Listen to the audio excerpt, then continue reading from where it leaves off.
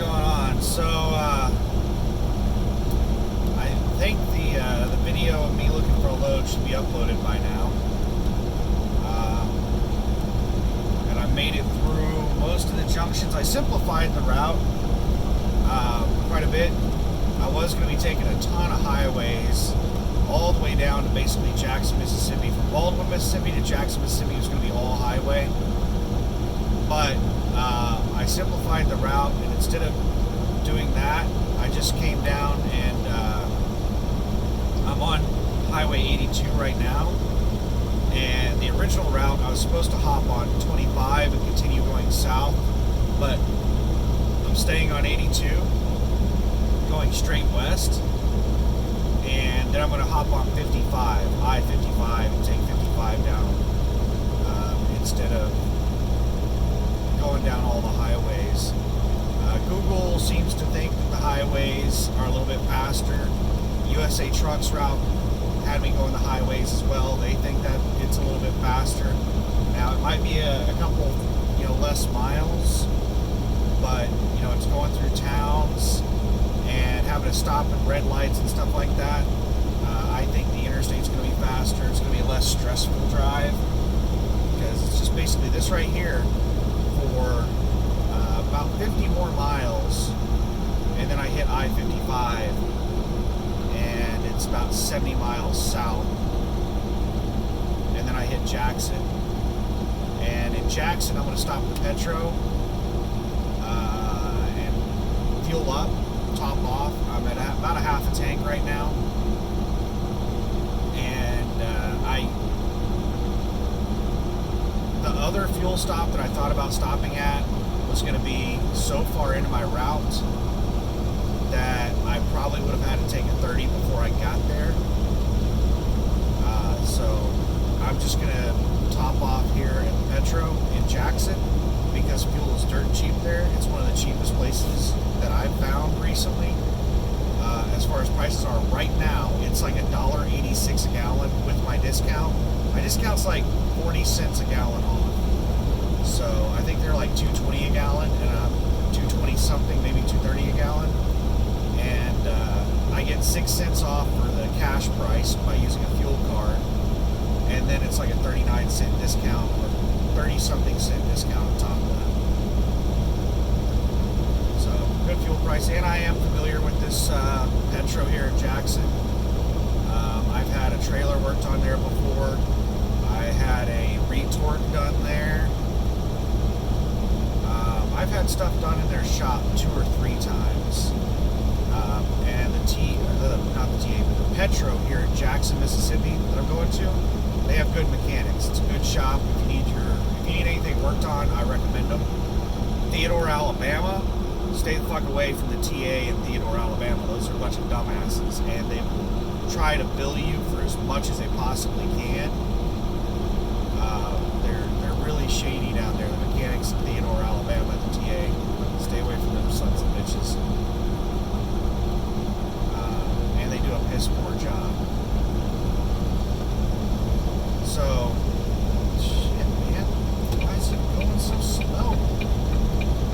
The speed limit was 70 out here, and then it dropped down to 65 at the junction of Highway 25 or County Road 25 or State Route 25. I don't know what the hell it is. 25. I'm on Highway 82 right now, and Highway 82 was 70, and then it dropped down to 65 once we went past the junction with 25. I got the cruise set at like 66 right now. We were cruising through it at 71, and that was nice, but now we slowed her down.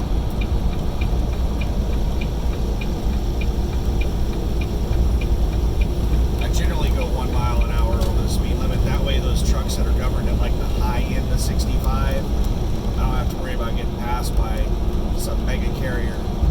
It's governed at like 65.9.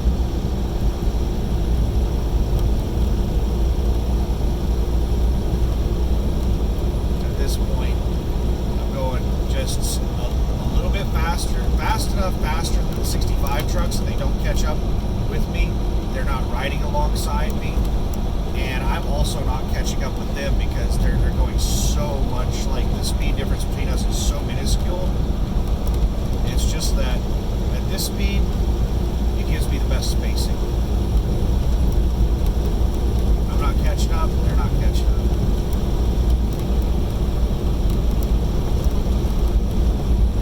So yeah, I'm trying to outrun a hurricane right now. And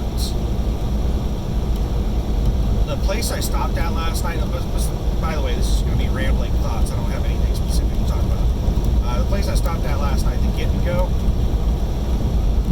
they have truck parking there. Not a lot of spots, but it looks like a lot of locals are using it for long-term parking. There were like 4 or 5 trailers there, parked there. Premier, I think. They were almost all Premier trailers. And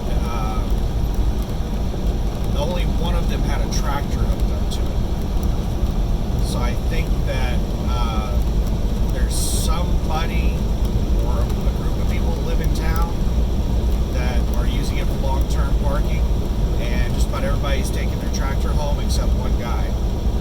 And all of them were there the entire time I was there, until when I was leaving this morning, there was one guy that showed up with his wife or girlfriend, and she dropped him off, and he said their goodbyes, and he hopped into the one tractor that was hooked to a trailer.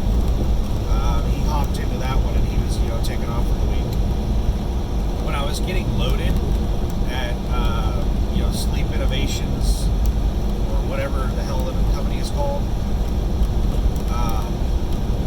there was another guy there, owner-op, that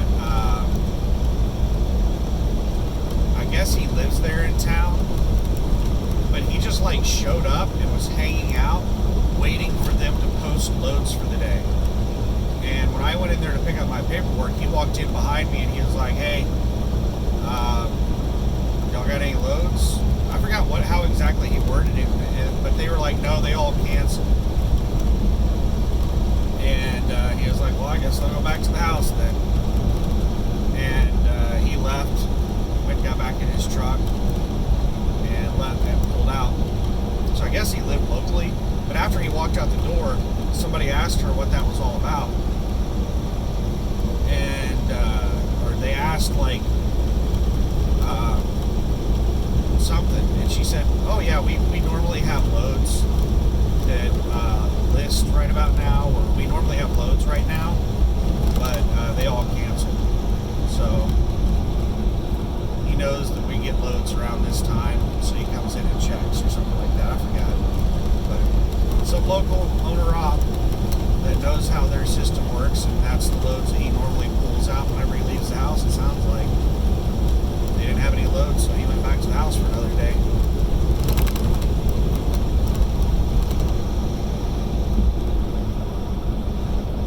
I'm really surprised that like this load didn't cancel, because it's going through the hurricane.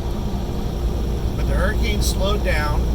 The last track that I looked at on it before I left, basically I might maybe get some rain bands, and that's it. I should even, I don't know about be out of Houston, but it's going to be cutting it a little close on leaving Houston.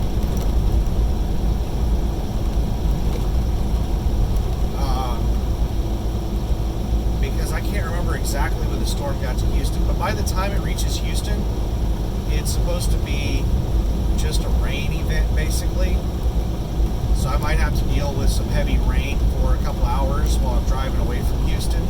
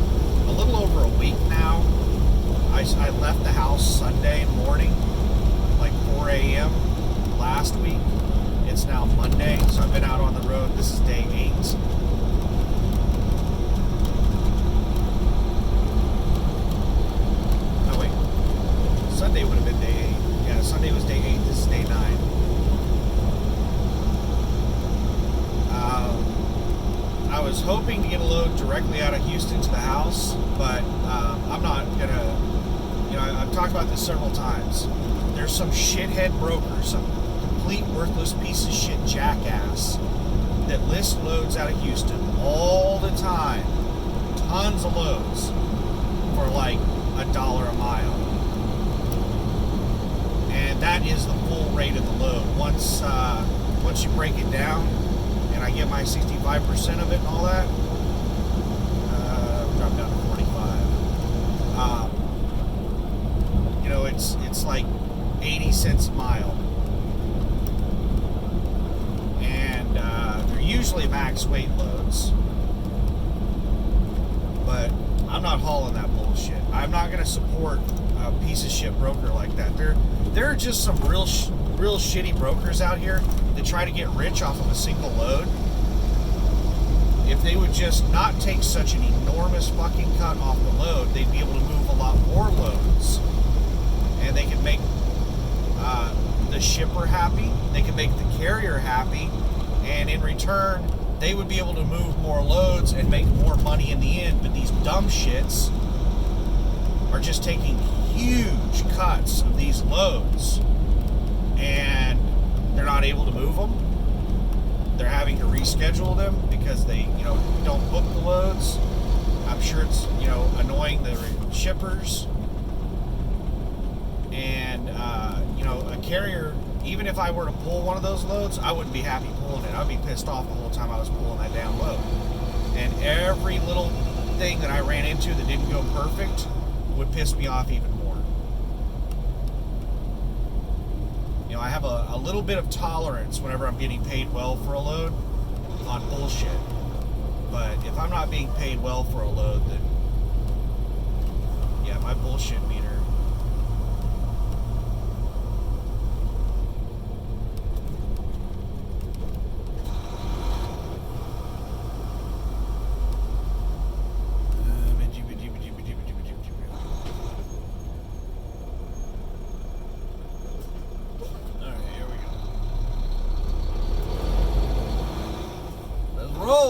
Let's roll. There's a sheriff on the other side. I've seen a lot of state troopers and law enforcement in general. I think we might be on the. Is this the start of that week where they were going to do the really heavy enforcement on brakes, like brake inspections? It might be.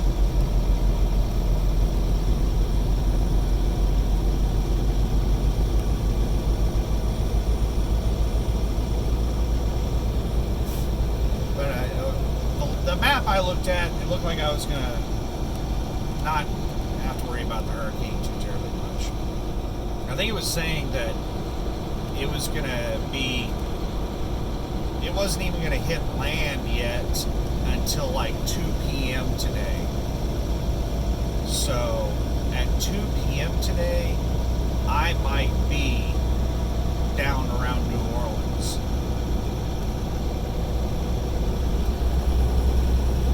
Natchez Trace Parkway, no trucks. That is the route. Natchez Trace Parkway is the route that Google wanted me to take.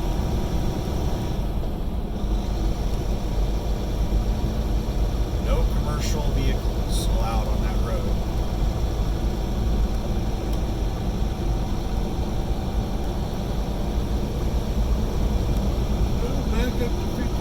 Back up to 65, 35 and 45 and 55, and now living the dream at 65.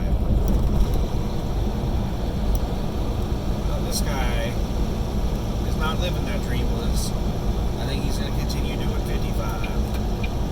He's not going that slow. He's going about 60.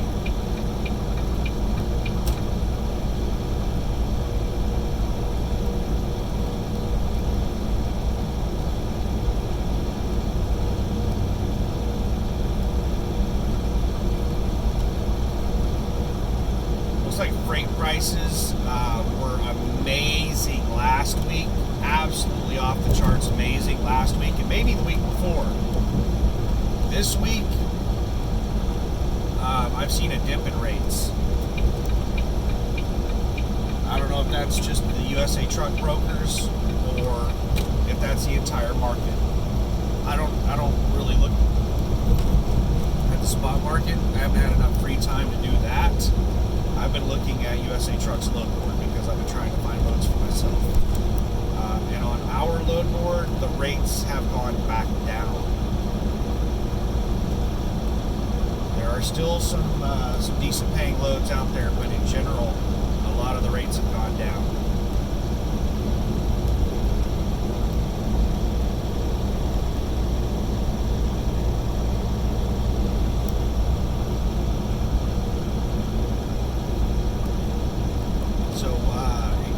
Watch the video where I was picking loads. I don't even remember exactly because like I just saw that it was a good load and it was going to a good area, and what I was planning on doing was, okay, so when I was looking for a load this morning, I saw a load coming out of Houston. It was a short deadhead. I want to say it was like a 30-mile deadhead, and it was going to somewhere in Kentucky. I'm forgetting the city in Kentucky. It was next to Bowling Green. And Kentucky's a really good freight market. You might have to deadhead a while, but there's some really good freight around Bowling Green. And I got there, and I was just looking to see if there was a really good paying load coming out of there. And I just so happened to see a load going to Tulsa that paid decent. And Tulsa is next to my house. And I'm trying to get home to get my APU fixed. So I was like, man, this is a really, really good freight market. This Tulsa, son of a bitch.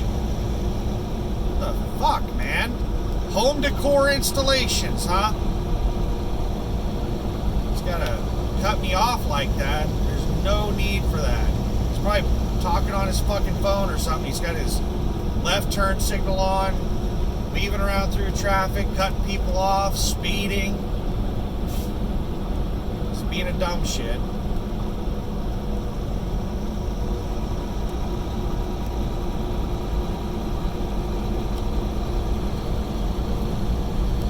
Just a second. Let me get some following distance. And then I'm getting passed by some super trucker. I'm going 67 and a 65, and the super trucker is passing me up. He's probably going about 70.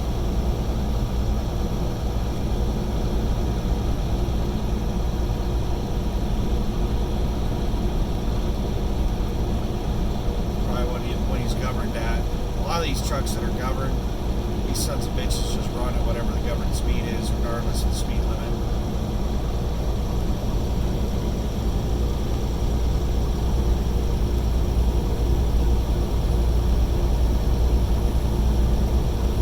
South Extrusion, Monroe, Louisiana. That's some kind of mining company or something.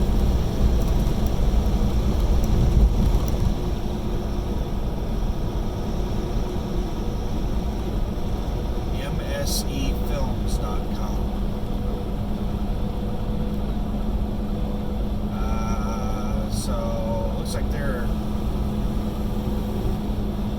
JB Hunt subsidiary or something like that. They have a JB Hunt advertisement on the back. JBHunt.com or JBHunt.jobs.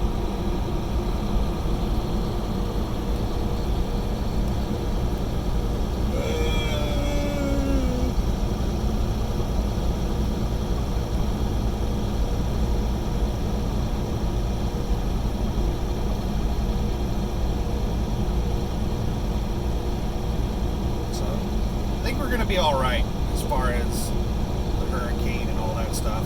The load that I snagged up, I just saw that it was going to a good market. It was paying a pretty good rate. It's a max weight load, which I'm not too thrilled with, but it's a lot of flat land. Not a lot. I'm not really going to be going over any mountains or anything, so it's not going to be that bad for fuel mileage. It is going to, decrease fuel mileage, but left turn signal on. He's probably just fucking talking on his phone.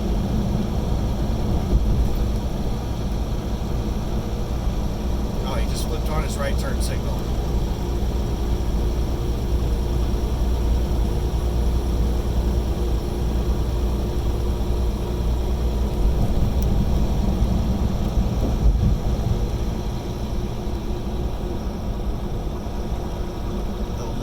Going from Kentucky to Tulsa, I want to say it was like a 100-mile deadhead.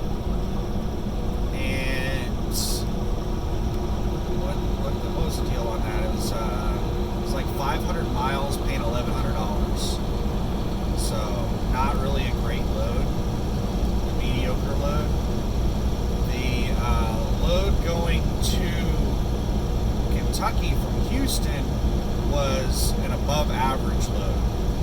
I don't know if I would go so far as to say it was a unicorn load, but it was an above average load. It was it was almost a unicorn load, because I think it was $3,100 is what it paid, and it was 800 something miles. So if we calculate it on 800 miles, then that is like probably $380 a mile, somewhere in that area. I only get 65% of that plus fuel surcharge, so I probably am going to be making like $250, somewhere between $250 and $280 a mile on that load. Maybe $240 to $280, somewhere in that range is what I would be making on that load. Hopefully I have enough free time at the Petro on my 30 to get back in there into the computer and copy that load into my spreadsheet so that I have it saved. It's a brokered load. So once I select the load, all the information disappears and I never see that information again until I'm paid for it.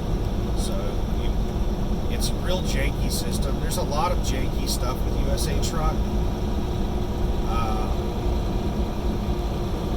I really wish they would work on fixing all the little issues. But hopefully it's still saved on my computer. If not, then I can watch the video to see what exactly it was.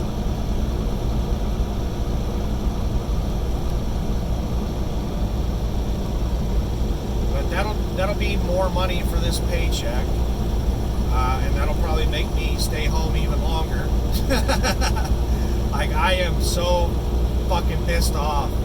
This has been a really shitty couple of weeks here because of all the issues with loads. All the loads canceling, all the loads getting rejected or denied. Like, I go and I pick a load and then the driver managers tell me, no, you can't have that load. Shit like that. It's really frustrating. Especially when it takes them several hours or maybe even the next day to tell me that I can't have a load, and then I missed out on all those loads in that time that have come and gone, and then I'm just left scrambling at the last minute for a load. But that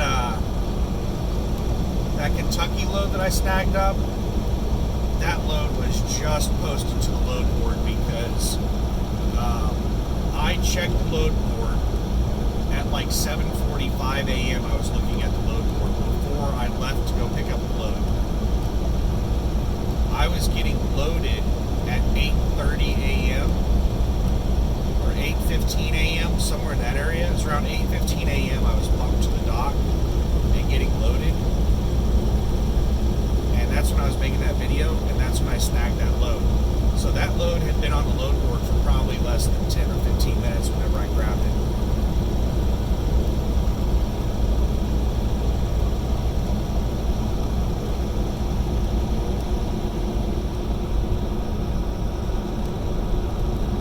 So let me try to remember the loads that are on this paycheck. So the McCalla load was the very first one on this paycheck. I pretty much did all the miles on last week's paycheck, but I couldn't make the delivery until Sunday morning. So that thing rolled over.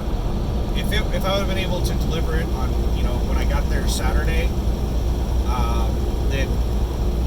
week's paycheck would have been, instead of a $3,600 paycheck gross without anything coming out of it, my total pay $3,600, it would have been another that McCalla load paid $2,500 total. I think what I made on that load was about $1,600 to $1,800. We'll say $1,600. So it would have been another $1,600 on top of the $3,600. So what does that take it up to? $5,200. Yeah. So it would have been a $5,200 week, but because that load rolled over into this week, it's basically going to inflate this week and make last week look not so good. So last week is a $3,600 week. This one, very first load was the McCalla, $3,600 or $1,600 roughly is what I'm going to make on that. The next load is this one. This one is Baldwyn, Mississippi, going to Dayton. How much did this one pay? This one was like a $1,500. It was 500 miles. I think it was $1,500. So I'm gonna make like $1,000 on this one.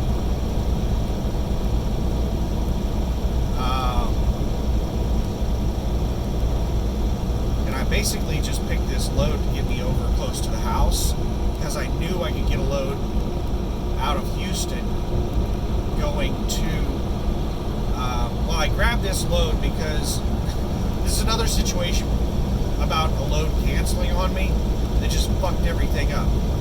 There were a couple of loads going from Houston to Oklahoma City, so I grabbed this load. It's not like a really great paying load, and it's not going to a good market, but it was getting me to a place where I knew I could get to Oklahoma City from. And there were a couple of good loads going to Oklahoma City, but they all fell through, or got canceled, or they rejected whenever I requested them. But this one pays roughly $1,000, not that great. The next one, so that puts us at $2,600 roughly. And this is just math off the top of my head. The next one pays $3,100. So I'm probably going to get like 20 low twos, like 20, maybe $2,200 of that.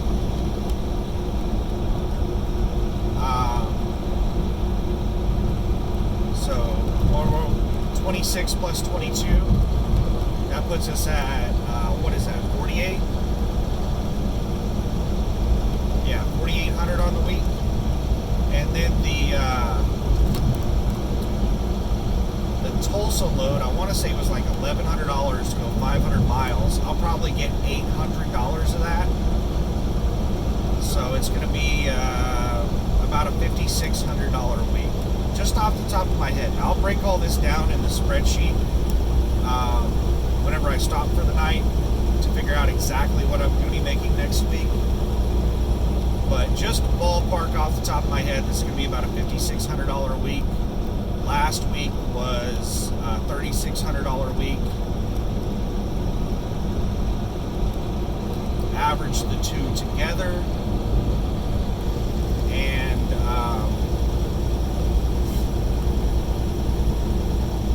what does that come down to? Like 40, low fours, 4,400, maybe a $4,500 average per week. That's pretty nice. What are the two total? I mean, we can just add the two together and then divide by 2. That'd be a lot easier. So what would I say is 56 and 36? So that's 56 and 36. That's 8,000 plus 1,200. That's 9,200. So yeah, that comes up to $4,600 a week. Out of that 9,200, it's about, well, I already had my fuel come out for last week. all the fuel that I've done up until Saturday, I just paid for it today. And it was $800, roughly. So that was $800 in fuel for last week. Probably be another $800 for this week. So about $1,600 in fuel out of the $9,200.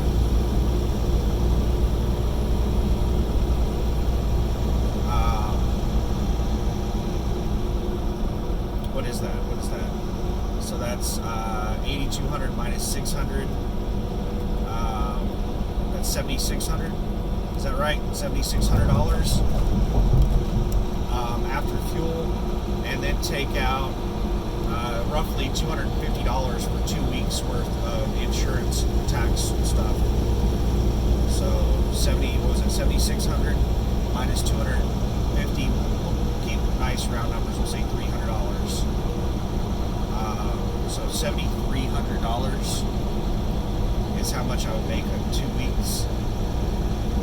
And I don't have a truck payment. If you had a truck payment of like $500 a week, then subtract $1,000 for that 2 weeks. I don't have a truck payment. So $7,300 for these 2 weeks that I went out, and it's going to be almost 2 full weeks.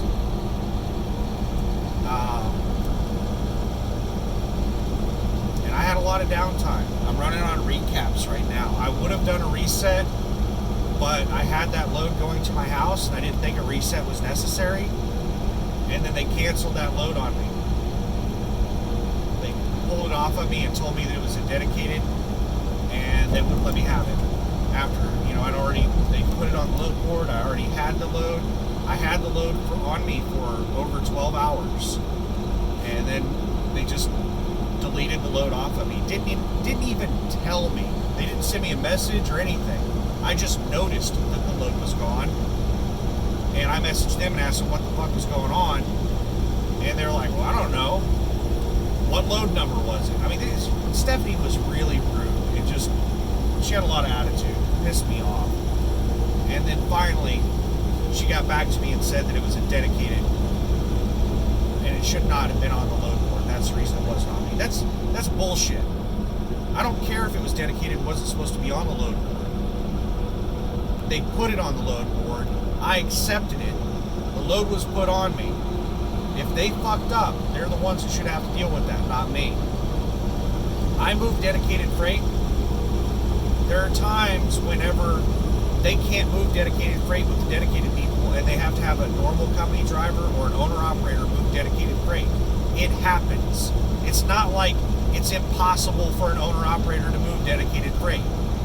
They just didn't want me moving it. They wanted one of their dedicated people moving it. They noticed that an owner-op was moving it. They're like, well, we have a dedicated person to move that, so they just pulled it off of me and gave it to somebody else.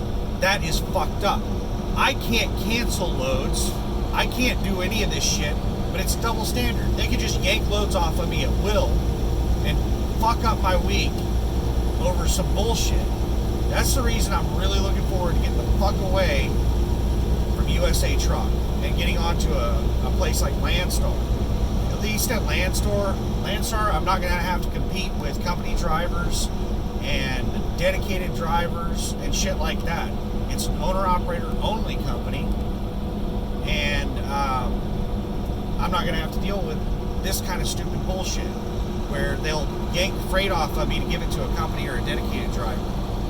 It's just, I'm so pissed off at all the loads that they've canceled or pulled off of me this week, or wouldn't let me even have, request a load, and they're like, oh, somebody else already had that load assigned to them 7 hours ago, so you can't have that load. And what's fucked up is I request these loads and do all this stuff, and they don't even bother replying to me. It'll just sit there in a request status for 3 or 4 hours, and I'll message them and be like, what the hell's going on with that load request? Then I'll finally get an answer from them where they're like, well, it's already assigned to somebody else. That's the reason it hasn't been assigned to you. And I'm like, well, why the fuck didn't you message me? I don't tell them this. That's what I'm thinking. It's pointless to argue with these dumbasses. I've argued with them before. They just get defensive, and you'll get nothing accomplished. Even going to the operations manager, I haven't gotten shit accomplished over this. It's the same bullshit that I've dealt with from day one with this company. after hours and weekend driver managers are fucking worthless. How much longer do we have until Landstar?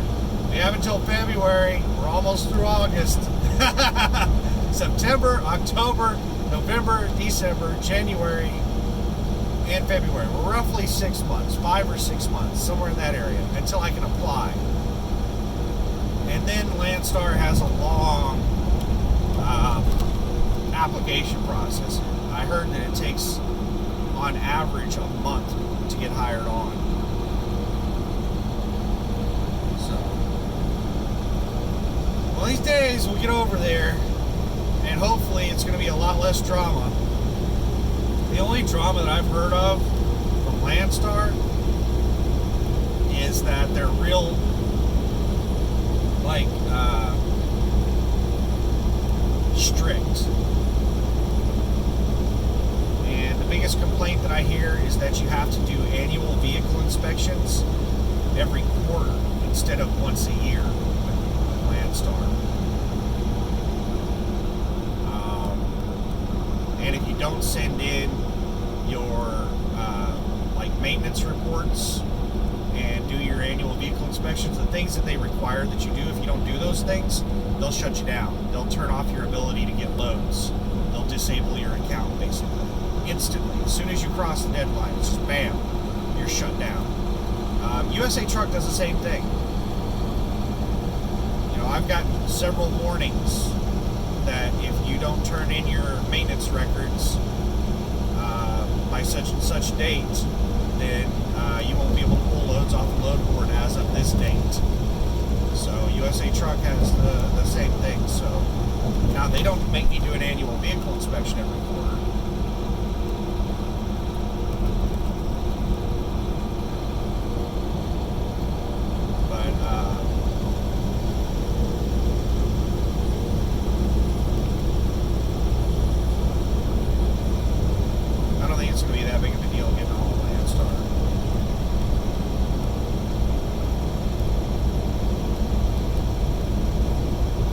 Forward to it, and I'm trying to make the best out of the situation here at USA Truck. I've got a long fucking time, so I'm trying to make the best of it. But man, they're constantly pushing me to my breaking point over stupid bullshit. When somebody costs me thousands of dollars in a week, costs me like $1,400 to $2,400 in a week, that is really upsetting. I've lost a lot of money over these 2 weeks. I would have easily had over $5,000.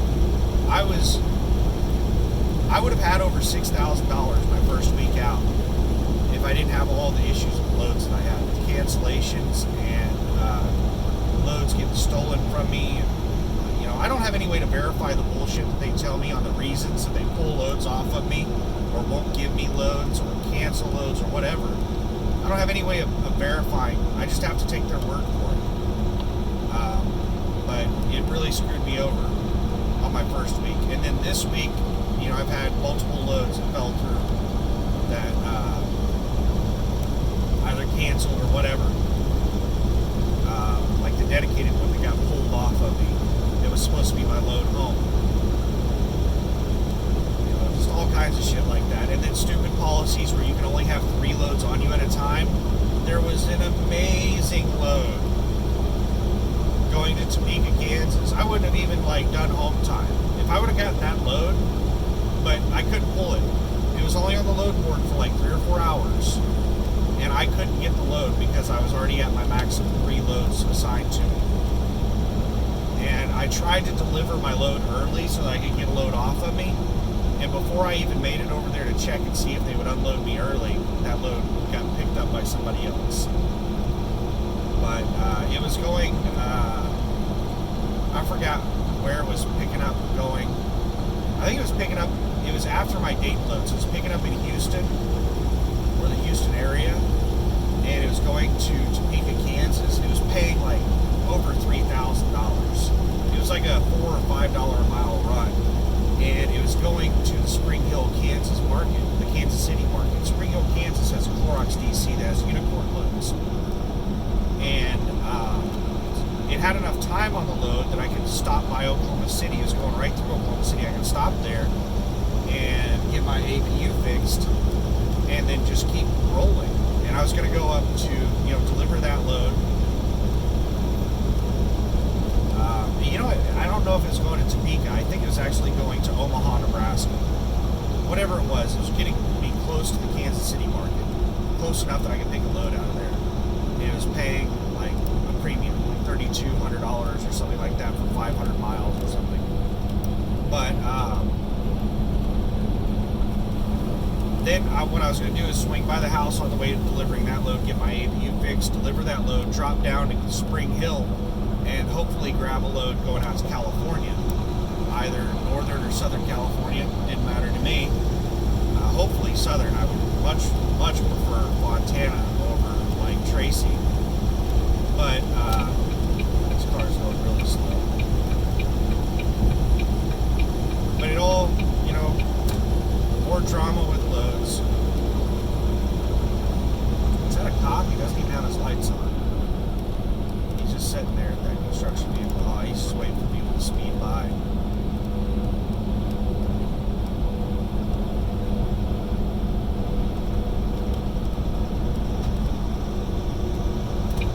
Maybe that's why that four-wheeler is going so slow. Maybe he's got a radar detector.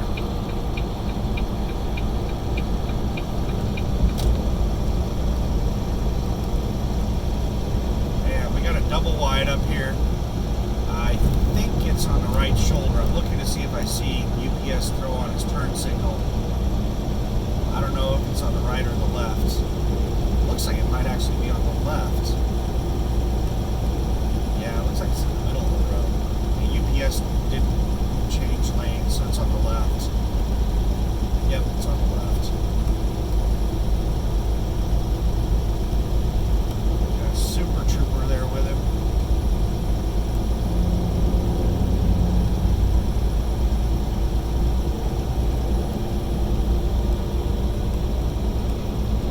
I think he's looked like the Super Trooper was checking his permit and his route and stuff like that. I don't know what's going on.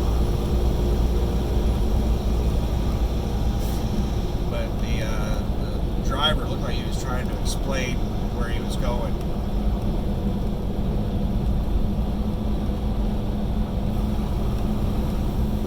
Yeah, I don't want to deal with oversized or overweight. I just really like this casual dry van life. Flip-flops and shorts. It's a really chill life. And there are dry van loads that pay really well. I don't know if any of them pay as well as, oversized, overweight, but you can make a damn good living on dry van. Even at USA Truck here, I'm able to get some decent loads. I think the dream at USA Truck is to get over $5,000 a week.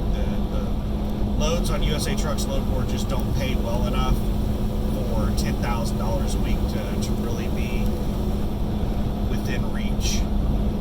I think the dream getting on with somebody like Landstar is to get like $10,000 a week. That's going to be like the goal.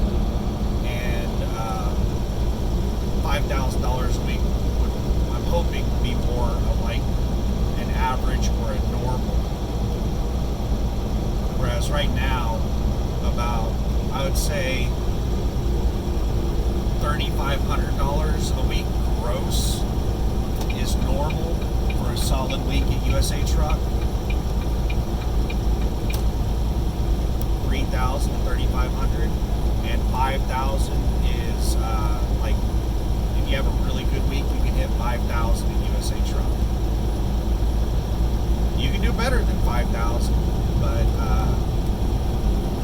it's not very easy at USA Truck, and it's going to be very, very rare that you're ever able to hit like 5,000.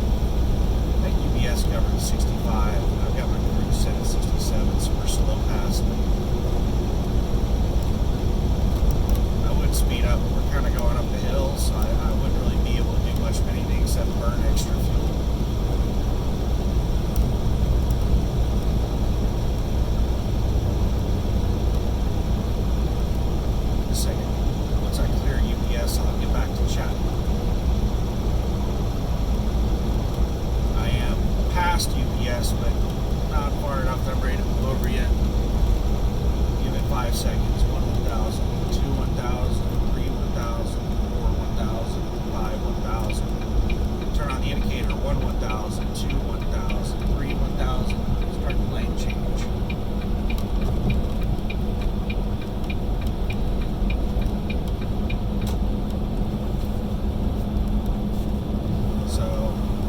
as you notice, whenever I throw on my indicator, I typically let the indicator go for about 3 seconds before I make a move. That should give everybody plenty of time to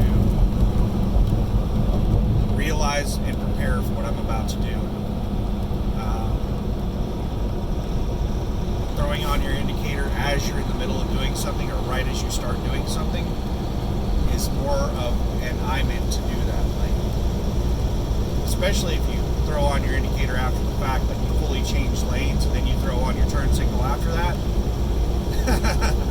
Like, I did not just fall asleep at the wheel. I meant to change lanes. I meant to do that. I call that the I meant to do that light whenever you throw on your indicator after the fact. The indicator is there to let everybody else know what you're doing so that they can prepare for it. Because there might be somebody over in your blind spot on your right side. I throw the indicator on that I'm moving over to the right, and they can see that I'm about to move over, and they can sit there and go, fuck, can he see me? And they'll speed up or slow down so they can get out of my blind spot, hopefully. Or if somebody's turning on or off of the road that I'm not aware of, you know, if somebody else is planning on doing something and I throw on my indicator, then they can be like, oh, that guy's about to do that. It's for, a lot of people don't use their indicator whenever they don't see anybody else around them, but that is exactly when you should be using your indicator, is whenever you don't think there's anybody else around. Because the indicator isn't there for you, it's for everybody else, especially the people you don't see and you don't know what they're about to do.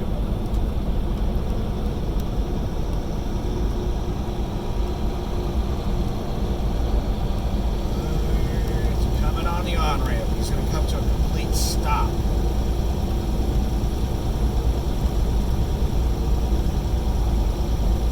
He had a long on-ramp right there. Alright, this guy pulled in behind me.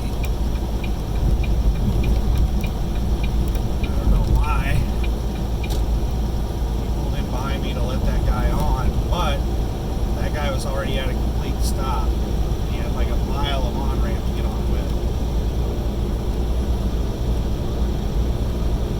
Alrighty, speed limit's dropping down to 55. The guy just passed probably gonna be pissed because he's probably governed at 62 or something like that. He's just gonna keep rolling, you know, whatever his governed speed is. So he'll be passing me in a second.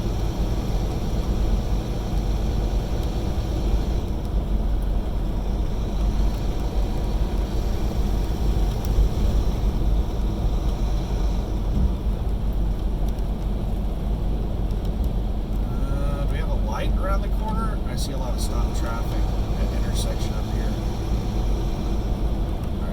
We're going all the way down to 45. No, there's no light. There is a side street with a lot of traffic.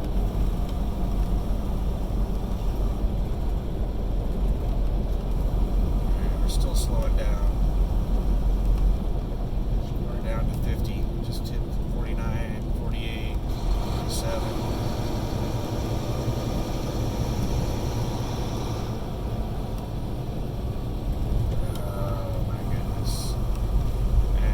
Down to a fucking 30 miles an hour.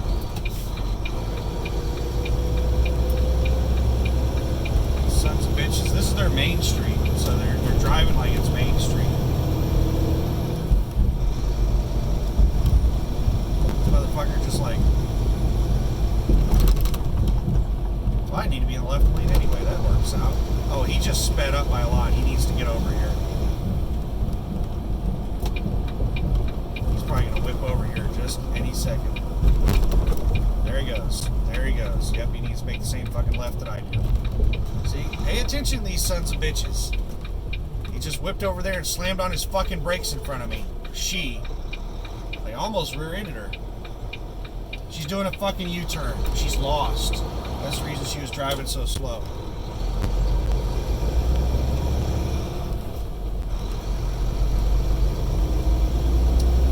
That's the type of dumb shit you're dealing with all day, every day. Sons of bitches that don't understand that these trucks are fucking heavy. They accelerate and decelerate really slow. So, being mindful of what other people are doing and what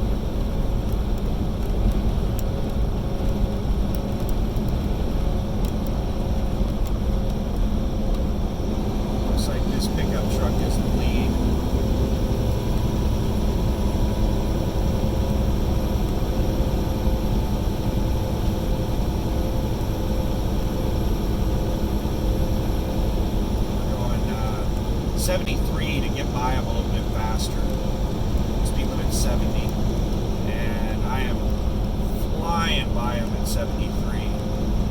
So I guess they're going like maybe 68. And there's some four-wheeler behind me just acting like a jackass, like whipping out and like whipping back in and just weaving back and forth to let me know that I'm holding them up. So I'm gonna pop in behind this truck, let the four-wheeler around me, and then I'll pop back out and pass them in a second.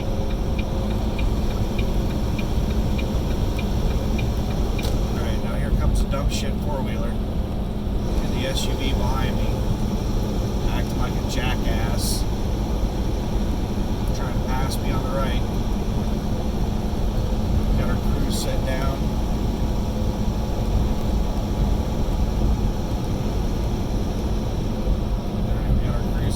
Set, and we're just cruising along 71.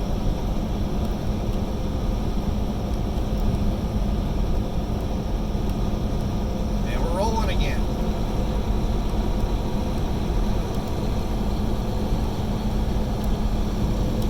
I wonder if that convoy right there of buckets, they might have been electricians, maybe tree trimmers, I don't know what the fuck they are. I don't know who all uses bucket vehicles like that. I didn't catch my company name on the side because I was too focused on other things. I mean, they may be coming down here for hurricane cleanup.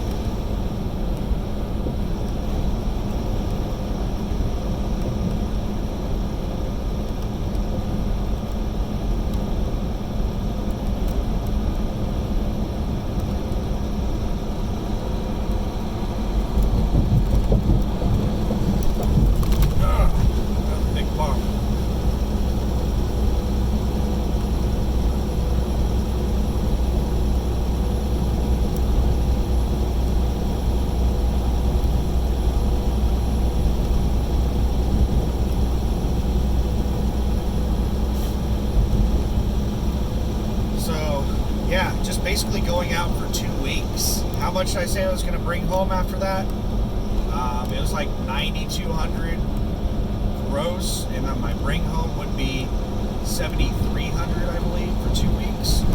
Plus, there's going to be $200 in escrow come out, which is a little annoying, but that I should get every penny of that back whenever I leave the company. So I don't even know if you can count that. I mean, it's going to come out of my check.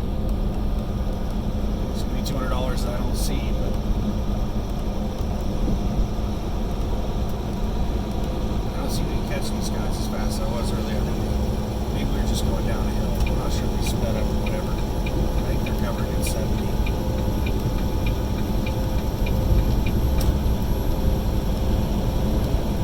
Pass these two, duck in, and then I'll get around the tanker.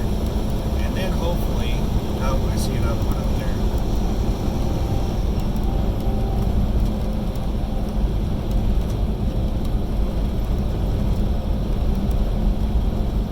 I think this dry van is speeding up. He doesn't want me to pass him.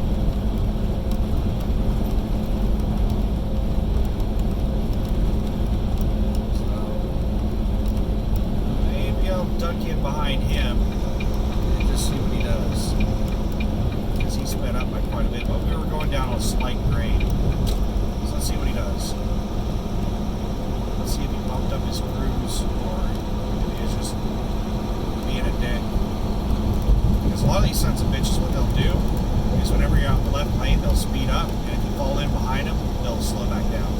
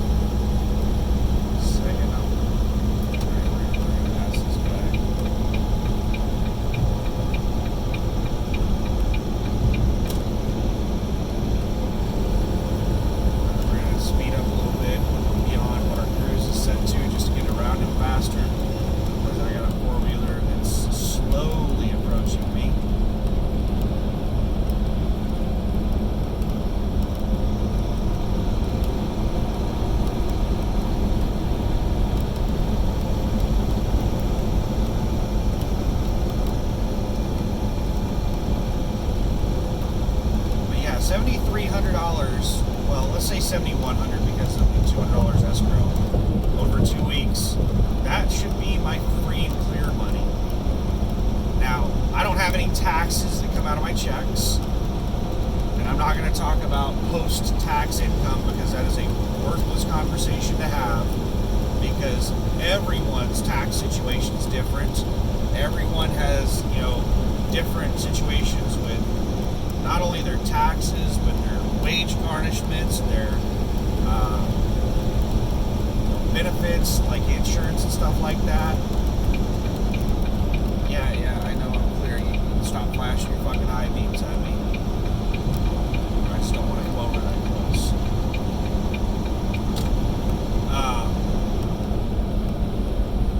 What else? There's just your insurance, wage garnishments, taxes, 401ks,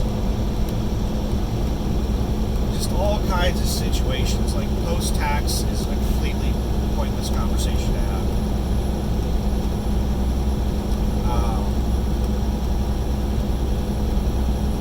But what is that? $7,100 over 2 weeks.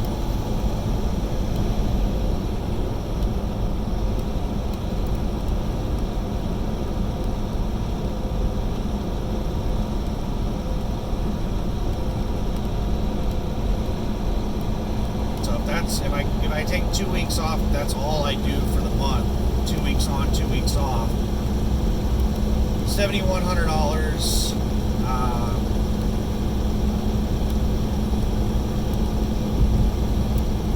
Sorry, just a second. I'm getting like this orange pickup, this construction truck here. He's been slow passing me for a long time, and he's just loitering out in the left lane, going slow. Now that he got fucked in front of me, now he's gonna move over to the right lane. He could have moved over to the right lane behind me when he's been out in the right lane or out in that left lane for a long time, blocking traffic. He's got 2 cars blocked in behind him. That was number 1 that he just let around, and number 2 is passing me right now. I'm gonna have to get my brakes.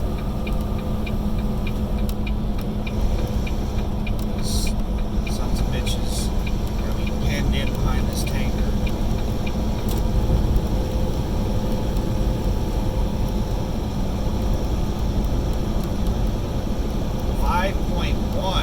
Hot. 5.1 is oxidizer, I think.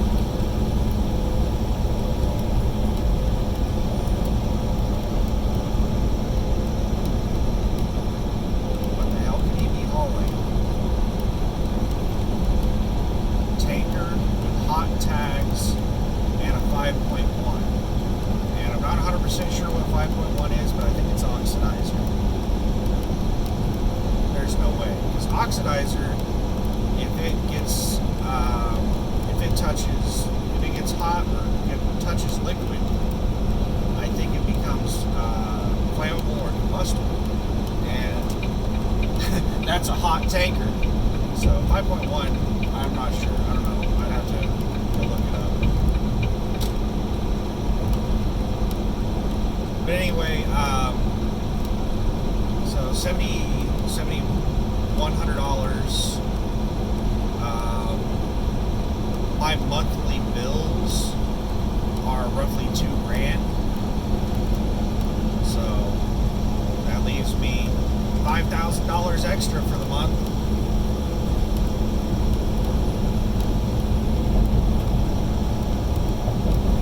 Pretty nice.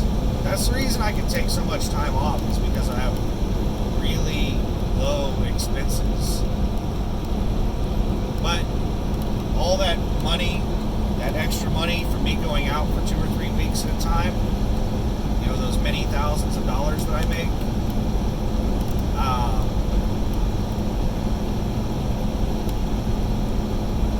like last month as an owner-op, okay, so this is only like my 2nd month as an owner-op, and what was my bring home? I think I tallied up my total bring home after fuel costs and everything before I went out on this trip was like $8,800. roughly around somewhere in the ballpark of $9,000. So my first month as an owner-op, I made like 8,800 or so. Let's see, when did I get my truck? It was June, right? It was June 19th. I picked up my truck and went home and took like 2 weeks off. So I didn't actually start driving until like July. But I did do a load, 2 loads to get me home. 1 or 2 loads in June when I first got my truck. I took a load from Memphis to Ottawa, Kansas. And then I think I just deadheaded to my house from there. And that load paid like $1,000. So, and then I took 2 weeks off, and then I went out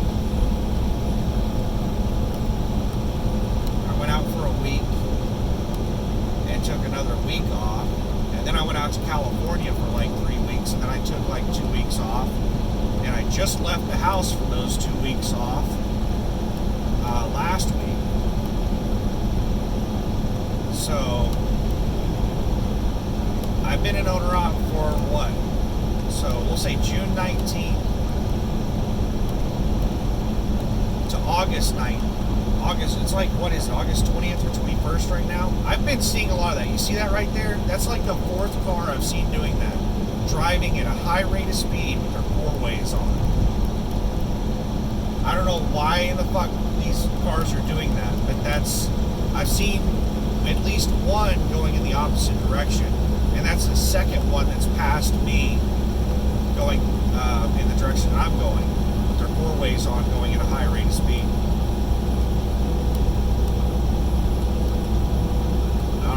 What the deal is. I don't know why these super troopers aren't pulling these dumb shits over. Throwing on your 4-ways doesn't give you carte blanche to go 20, 30 miles an hour over the speed limit.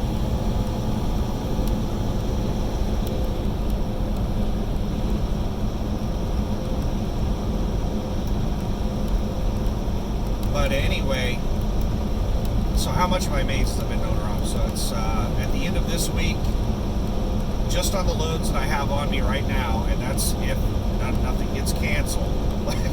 I've had so many fucking loads cancel on me. Like my very first week last week should have been a $6,000 week. It ended up being a $3,600 week because of load cancellations. So if nothing cancels, and if, you know, my math is right on everything, it will be roughly, so it's 7,300 plus 8,800. We'll do 9 and 7. So that's $16,000 over 2 months, almost exactly 2 months. And of those 2 months, I think I've only really been out on the road a month.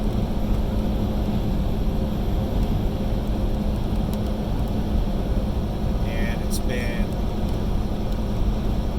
right at $13,000 that I've made that goes into my bank account. I think that's decent. What was that? 13,000. So it's about $7,500. No, 65, not 75. $6,500 a month after all expenses and everything. That's my net income.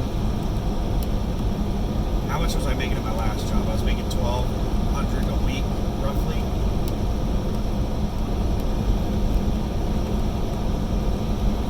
So $4,800 a month versus $6,500 a month. And I've been taking like half a month off every month. Like it's 2 weeks on, 2 weeks off is roughly what I've been doing. And I've been making about $6,500 a month. Break.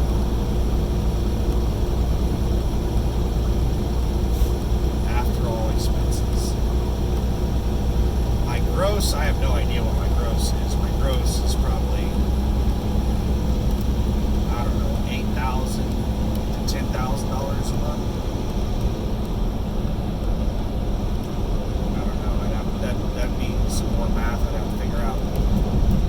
that'll give me some stuff to do when I have some downtime. I'll put together a spreadsheet breaking down like what I'm averaging per week and stuff. And the thing that sucks about it is I take so much fucking time off that it really sucks to try to break down averages, because you have to really just kind of take into account that over the last 2 months that I've been out here on the road, man, I've taken how much time off? A lot of time off. I've been at my house a lot, and I took a week off out in Portland due to a breakdown. I was sitting in the truck stops. Well, I was at the TA in Troutdale for like four days, and then I spent a couple of days at Gibbets or whatever it is. That was right across the street from the dealer. So I did a week off out on the road, and I've done almost 4 weeks off at home. So during that roughly 2-month period, I think I've taken like 5 weeks off. So in like 9 or 10 weeks of being an owner-operator, I've taken like 5 weeks off. So I've been out driving for 4, maybe 5 weeks, and made about $13,000 after all expenses. It's pretty decent. It's decent. It's not amazing, but it's decent.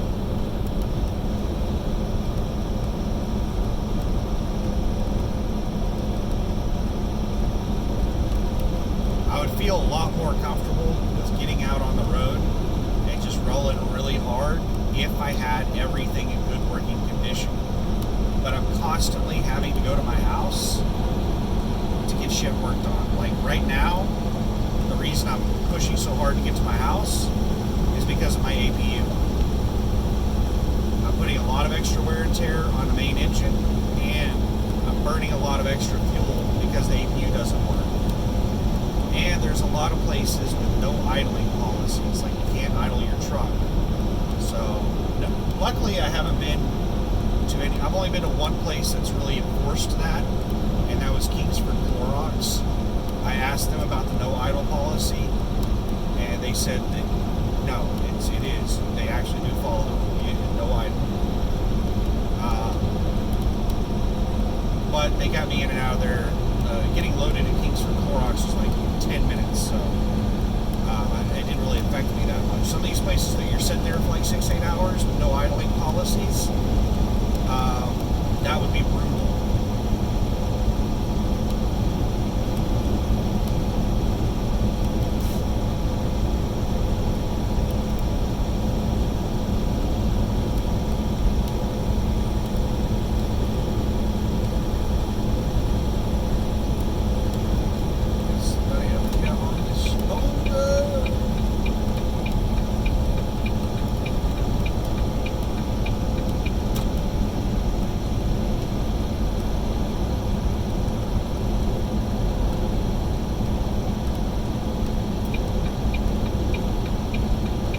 I'm at right now financially is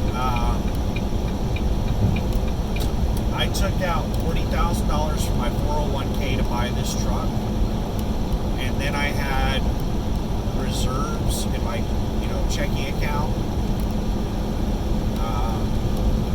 and stocks and stuff like that, and I expected there to be expenses, and I had a nice chunk of money in my checking account set aside for breakdowns or down payments or permits or whatever I might have to buy. And basically where I've been over the last 2 months is I did spend a nice chunk of money out of my checking account to all kinds of stuff, but I've basically gotten back up to the point where the amount of money I initially started with my checking account to get started as an owner-op, I have that amount of money in my account right now. So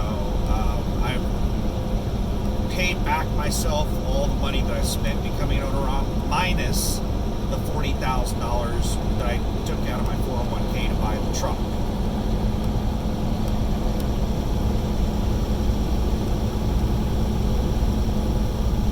It's going to be nice to start building up money, setting money aside.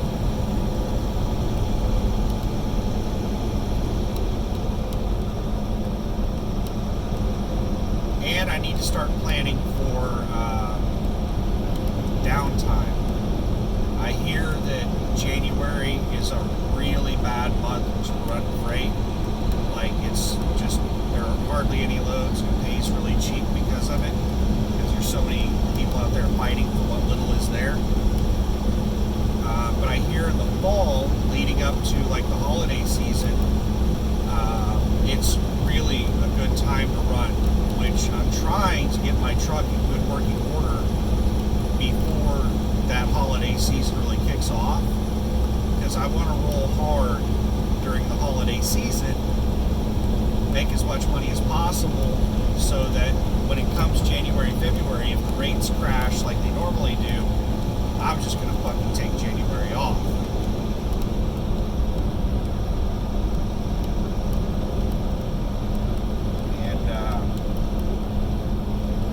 When I get on that, you know, this upcoming year, it might just start becoming like my new normal. There's another one up on the shoulder up there, where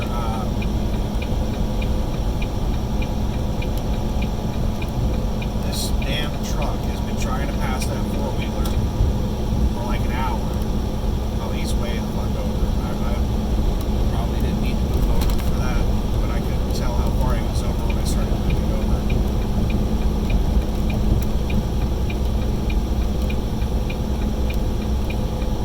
Both these sons of bitches are going faster than me. So this truck is trying to pass this four-wheeler. He's a logging truck, that's what it looks like. Both of them are catching up with me. The logging truck is going to pin the four-wheeler in behind me and finally make it around them. 53 miles to Jackson, and Jackson is where we're headed. We're going to the Petro in Jackson. We're gonna top off all of our fuels, diesel and DEF, and take a 30. And I think we're gonna be good to go for the remainder of the trip without stopping. I think the remainder of the trip is gonna be less than. Let me see here. We're still like 50 miles away, and I only have 8 hours and 22 minutes of drive time left. So, yeah.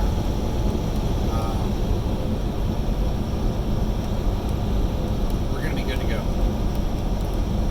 By the time we get there, I'm going to have less than 8 hours of drive time, so I won't have to take another 30.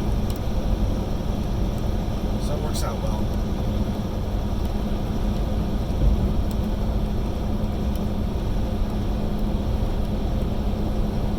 Sons of bitches slow passing me, man. This is fucking annoying. I don't like sons of bitches slow passing me. I'm about to tap my brakes right here and let these sons of bitches by, because I don't want them driving alongside me for 30 fucking minutes. Like they've been driving alongside each other for probably at least 20 minutes. I don't want people hanging out loitering next to me like that. That's dangerous. So I slowed down to 66 and let these people around.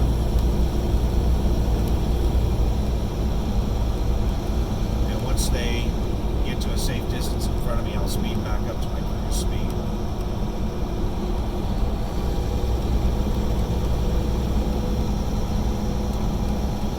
I don't really like these two being around me at all.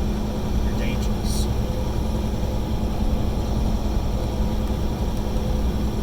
Somebody who just like sticks to their cruise speed like that, regardless of, holy shit, fucking dumbasses. Yeah, see what I'm talking about? Like, these are really bad. These two right here are dumbasses. I don't want to be around them, so we just had to hit our brakes because that guy cut us off. These are two people making bad decisions, so we're down to 67.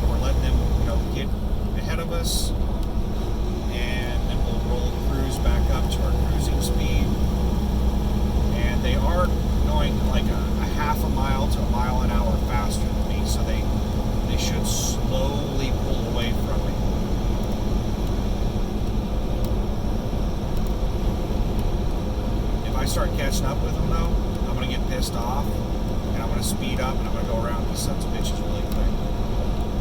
There goes the four-wheeler going to pass the logging truck. These are two really bad drivers. I don't like being anywhere near these dumb shits. No signals, no nothing. There's something wrong with that SUV. It's leaning to the left. Either the driver weighs like 500 pounds, or it has a suspension issue, or they have something really heavy on the left side of the truck, because it's got a really bad lean to the left. It's like, looks like it's raised up on the right side a little bit. It's leaning so hard to the left, and the tires on the left side are like pooched out at the bottom because there's so much extra weight on them. I don't know if you can see that in the video because I have a quality sensor low, but they're slowly pulling away from me. At least the logging truck is. That SUV is just a dumb shit. He doesn't know how fast he wants to go or what he wants to do. They have their cruises set, and that's what they're going to do.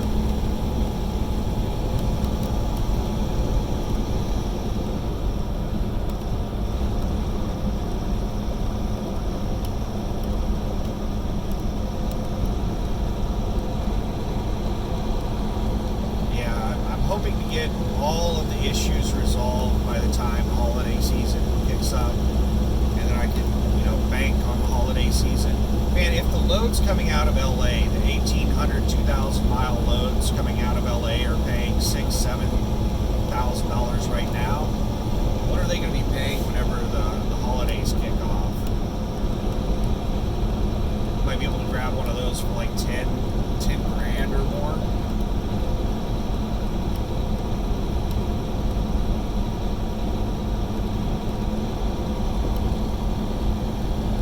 Right now, a lot of the freight that they move around, I see them listing the freight at really shitty prices, and nobody picks up the load, and then they just relist it the following week.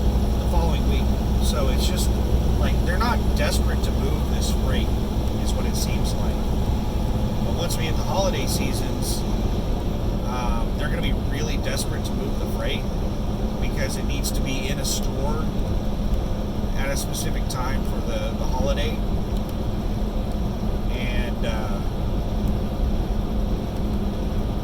They're going to start putting it up at prices that'll get it moved, not just keep listing it until somebody eventually gets desperate enough. You find somebody desperate enough to pull it.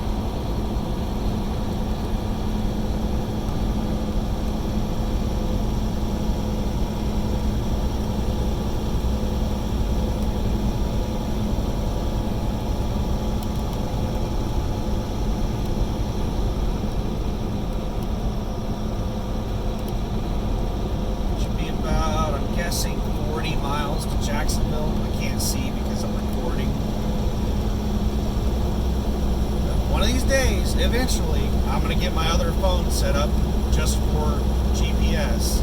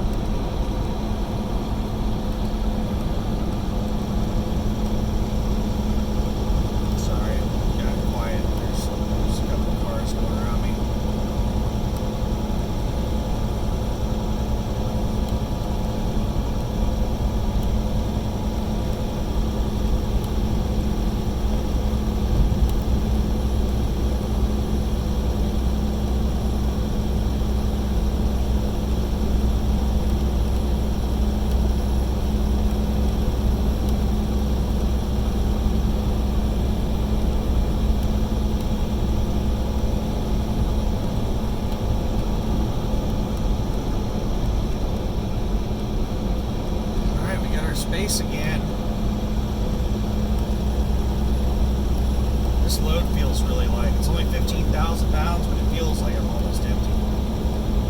It's Sleep Innovations is where I picked it up at. I figured it'd be a load of pillows, but I don't know what exactly it is. I think that they do pillows, mattresses, and all kinds of stuff. The bill of lading, let me see what it says. Pillows and pads is all it says. Pillows and pads.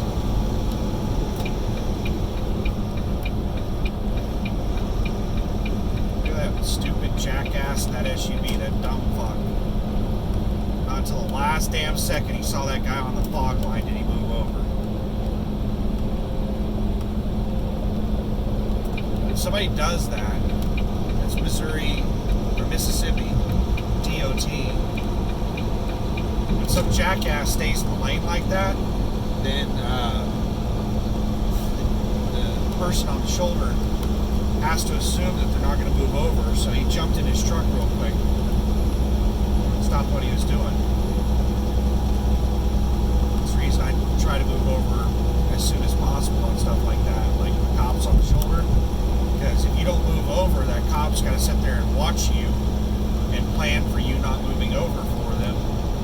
But if you go ahead and move over, then they can get back to what they were doing. Ooh, there's a nice little truck stop. What is that? A Marathon? Yeah, a Marathon. Mile marker 144 on I-55. There were mediocre truck parking. Decent sized lot. About the size of a Love's parking lot.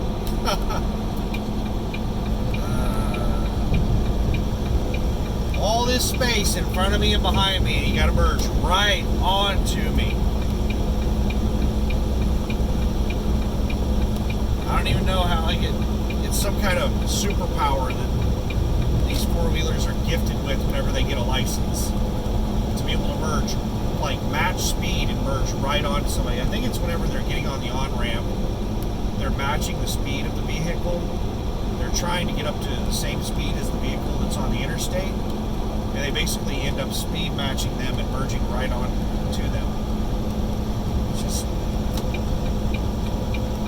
I think there's a lot of people that aren't very bright in this world.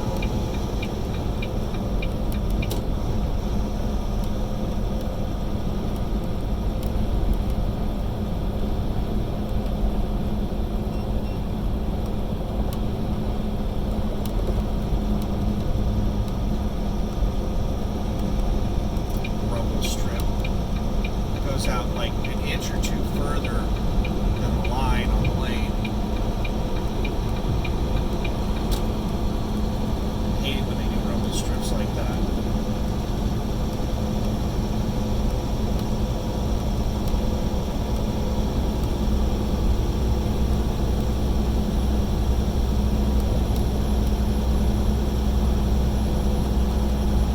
Because I ride on the line. I cannot ride on the line on this road on 55 because the rumble strip goes out, it comes further into the lane than the fog line, or the I don't even know what the line on the left side is called.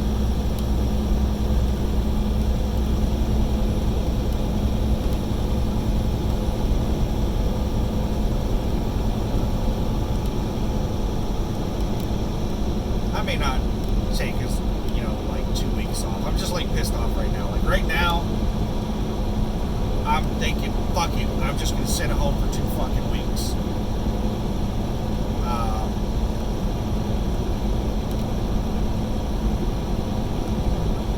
There's another motherfucker up on the shoulder on top of that hill.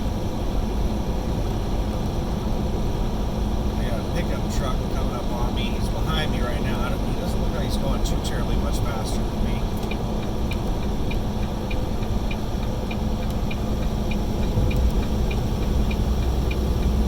That logging truck didn't bother to move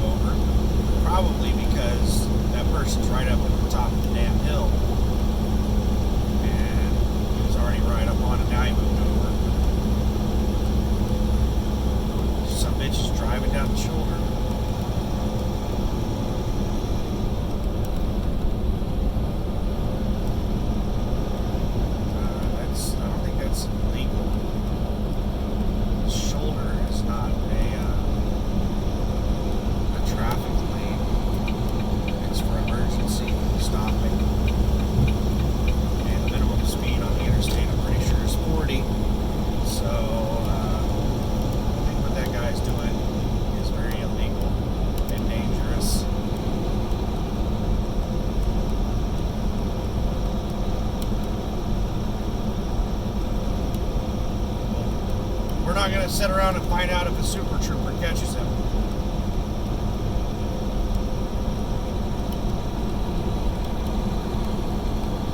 Yazoo City. I think that's where the penitentiary is at that I delivered to. I delivered commissary to a penitentiary once. I'm pretty sure it was in Mississippi, and I'm pretty sure it was Yazoo City.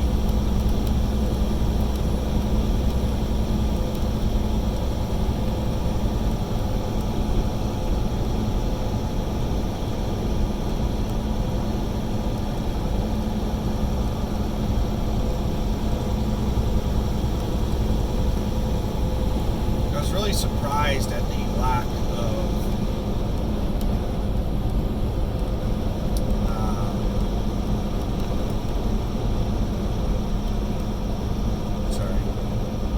of security procedures for taking commissary to a prison.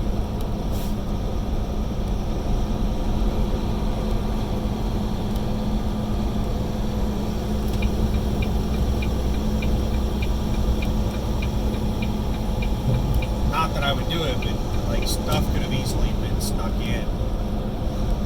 It's really lax. Like the place I picked up from, like when I worked for Conway and I did line haul and local deliveries and pickups and stuff, the first time I was in the industry, like 15 years ago, I picked up at a place that delivered food commissary to prisons, and they were really, really, really strict.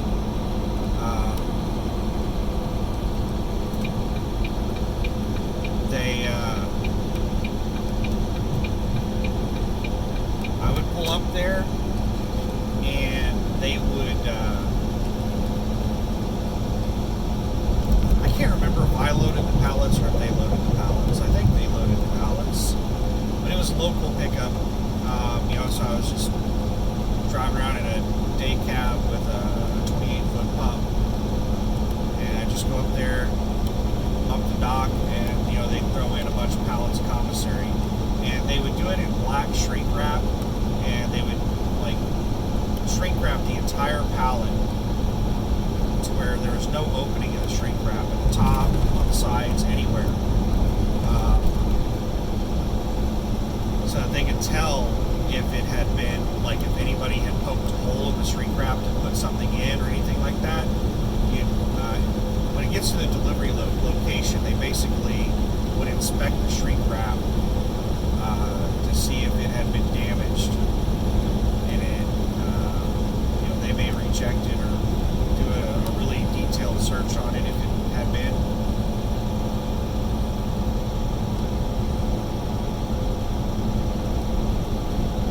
But I don't think that I was allowed in the place where they were packing them up and where they were shrink wrapping them.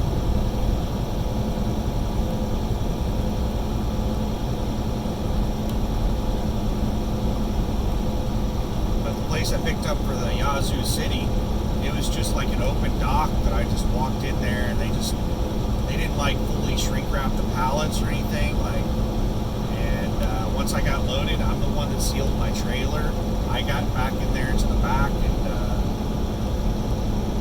made sure that everything was loaded properly and stuff, and then when I got there and made the delivery, it was really lax and casual on the delivery. There were prisoners walking around freely in the area that I was in. They weren't like handcuffed or anything like that. And it was an inmate that was driving the forklift that unloaded me.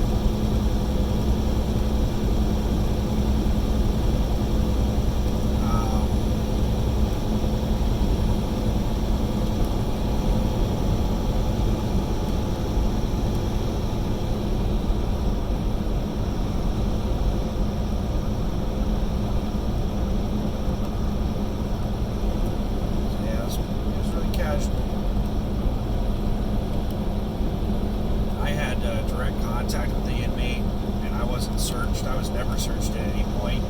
I don't even think they looked at my ID or anything. It was really, really, really lax. So I could have slipped an inmate anything. I could have put something in the commissary. Really, really lax.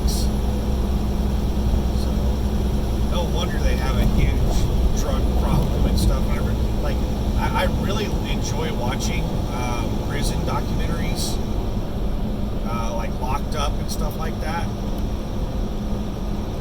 And they're always talking about how much drugs and how much stuff like you get inside prisons that you should not be able to get inside prisons. You said they're thinking, how in the hell do they get all that stuff in there? And man, this guy's got all kinds of shit flying off his truck. I think he just picked that thing up from a construction site, and this is the first time he's gotten up this fast with it. Now everything, all the dirt and clods and mud and everything are flying off of it.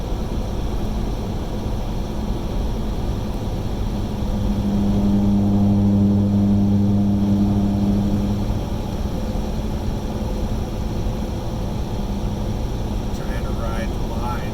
Damn rumble strip is right on the damn line. Sons of bitches.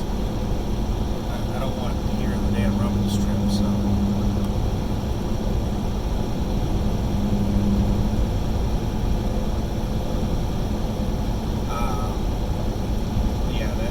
In Yazoo City reminded me of my prison load.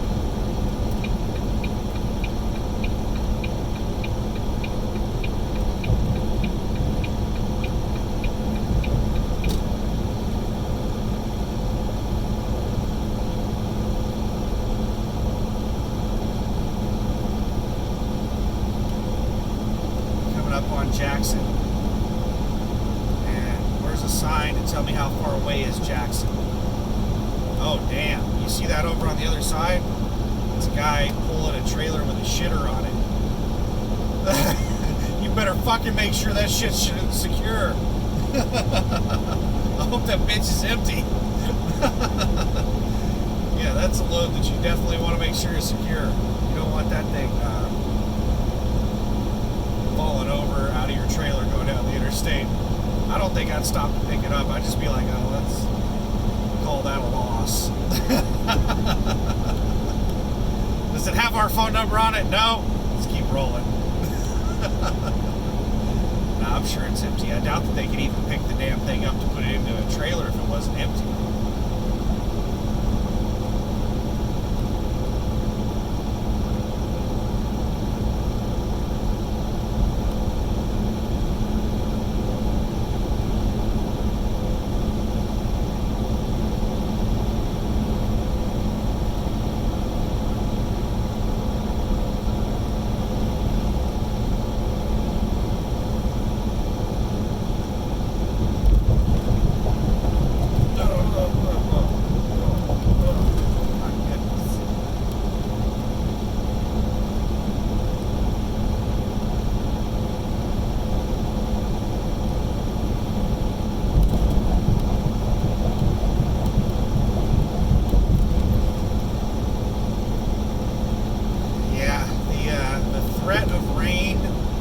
Doesn't start until I get south of Jackson. I'm taking Jackson. After Jackson, I think I'm taking 55 all the way down to Interstate 12. And I'm taking 12, I don't know, 20, 30 miles to 10. And it's really the highest chance of precipitation of hitting a part of this hurricane is right there at the junction of 55 and 12. And I want to say it's probably somewhere in the area of 150 miles.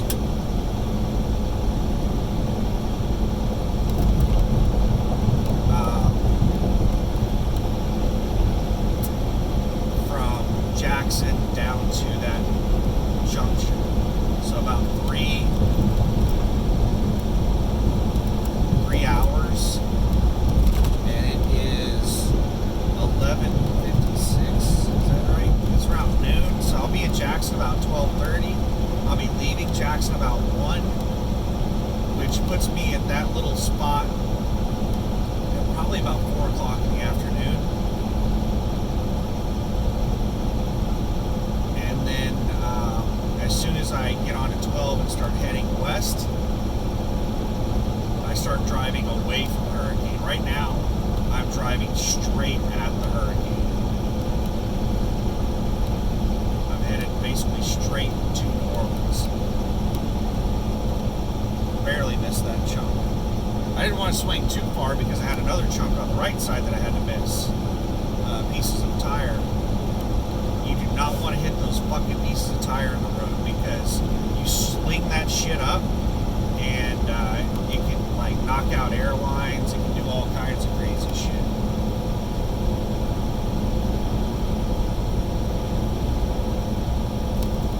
There's another piece of the tire. It looks like somebody had a really bad blowout.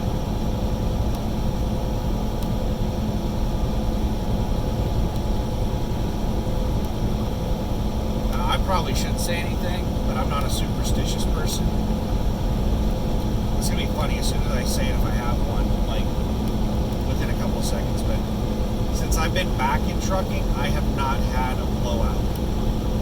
And I think the only blowout that I ever had the entire time that I was in trucking was when I was driving line haul.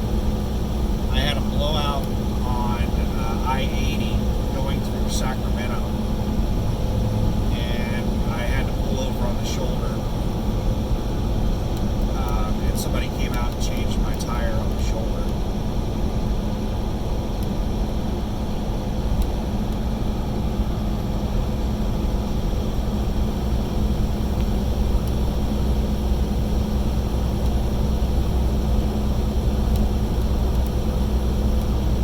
And put out triangles, all that good stuff. That's the blowout I think I've ever had was on a trailer tire.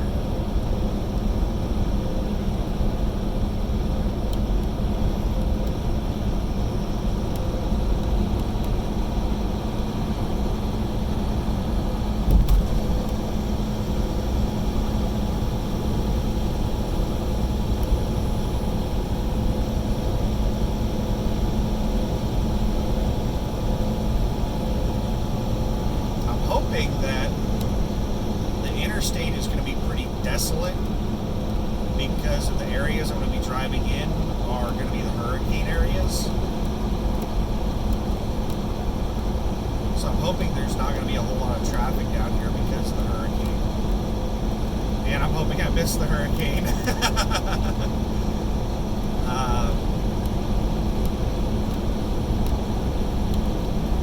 I expect that traffic on 55 is going to be pretty light all the way down to 12. But I might hit heavy traffic on 12 and 10 headed west from people leaving the area.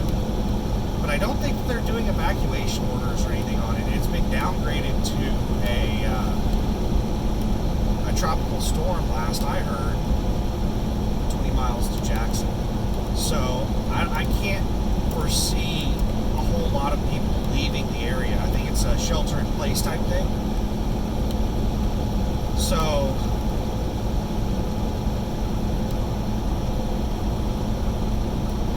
hopefully there's just very, very little traffic.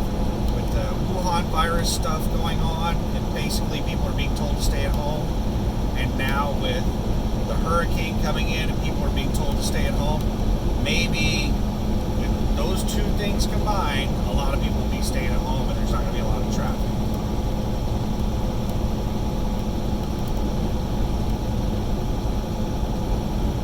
We're going to find out in the not too distant future.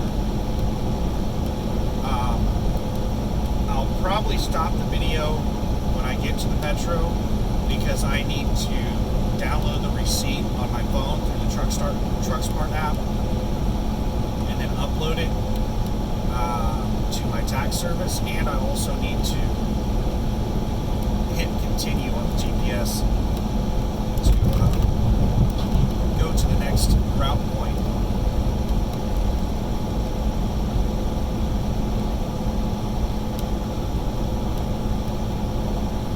And I really need to be watching the GPS as I'm leaving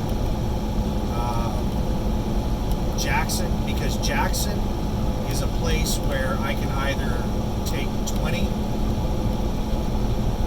and go west, or I can take 55 and go south. I can go two different directions out of Jackson to get to Houston. And if I'm not careful, the GPS will reroute every time it thinks that I've gone off route. So while I'm driving around in the Petro parking lot, if it thinks that I got onto a different street, then it'll start rerouting, and it may like have me hop onto I-20, and so I need to be able to see the GPS to see like what the fuck it's doing. There's another son of a bitch on the shoulder. As I'm leaving Jackson, because it's not like a clear-cut route out of there. I know I'm going to be going on 55 south, but it's yeah, there's two sons of bitches right there on the edge of the roadway. There's like 3 people there, at least 3 that I saw. They were packed like sardines in that truck, because I didn't see a second vehicle there. I think I'll stop the video when I get to the fuel island. This Petro is not really a huge pain in the ass to get in and out of, but it's not like super easy. It's one of those places, it's like on a service road where you have to get off the interstate and turn onto a service road and drive down the service road. And then, if I remember correctly, it's like around a blind corner you turn into it. Yeah, that's where I would have emerged, like right there, real close.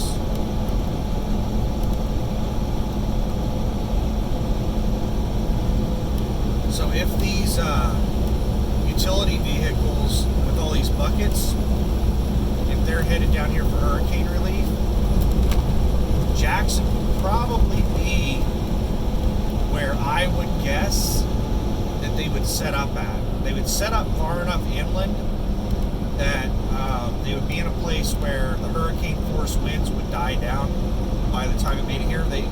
You don't want to, drive all the way down into New Orleans where there's still hurricane force winds with like 20 utility trucks that are there for hurricane relief after the hurricane, and then all 20 trucks get damaged by the hurricane. So they typically stage outside of the area where there's supposed to be damaging winds, and then once the hurricane dies down, that's when they go in.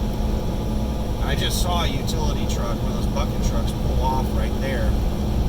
So Jackson right here might be far. Another one on the shoulder.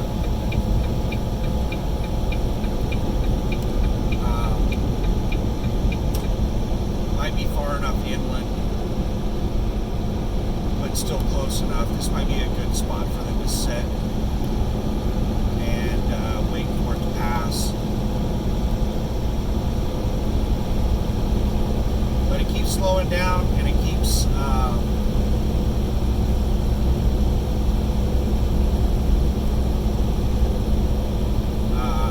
downgraded with winds.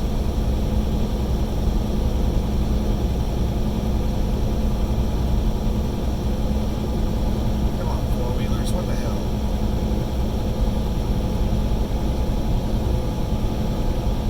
Just gonna drive side by side and block the damn road.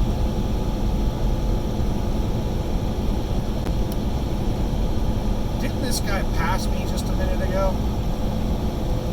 Now he's going like 68, 67.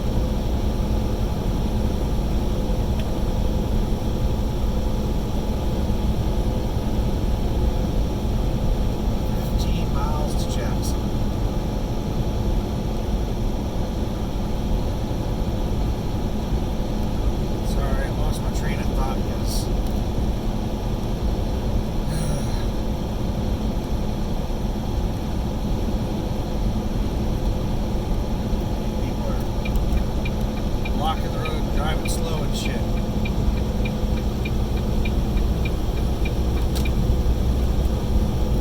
don't want to just loiter in the left, but I'm coming up on so much slow traffic. This concrete mixer is going slower than me, and I don't know if these four-wheelers are going to make it around me by the time I catch up with them. They're not. I'm not even going to try and let them around. They're quite a ways behind me. Hopefully, the four-wheelers in front of him are going the speed limit.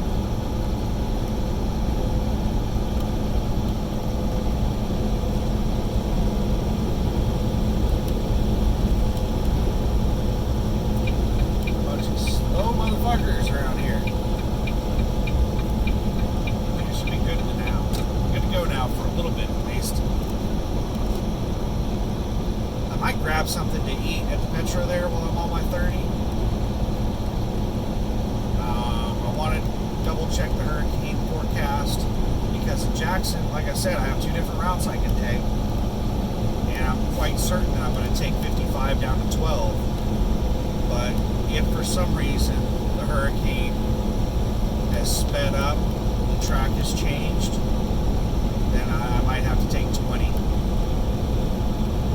20, I will not get close to New Orleans. I'll be able to, oh my goodness. Oh my goodness. I just beat the hell out of you. I'll be able to bypass the hurricane. It'll take a little bit longer on that route, and it's a ton of highway driving. I'll basically have to drive highway from the 20 down to Houston.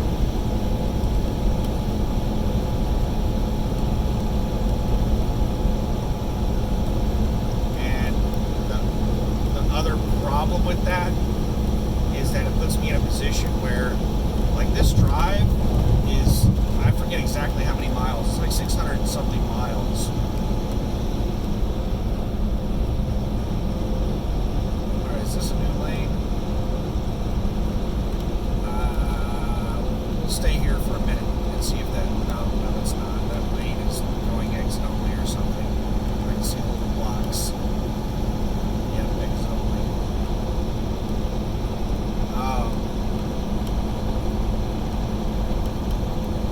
There's quite a few miles on this trip. It's enough that you can do it in a day, but if anything goes wrong, I think that some bitch is stopped on the shoulder, but he's laying over. So we're just gonna keep rolling. There's a car that just pulled over in front of him.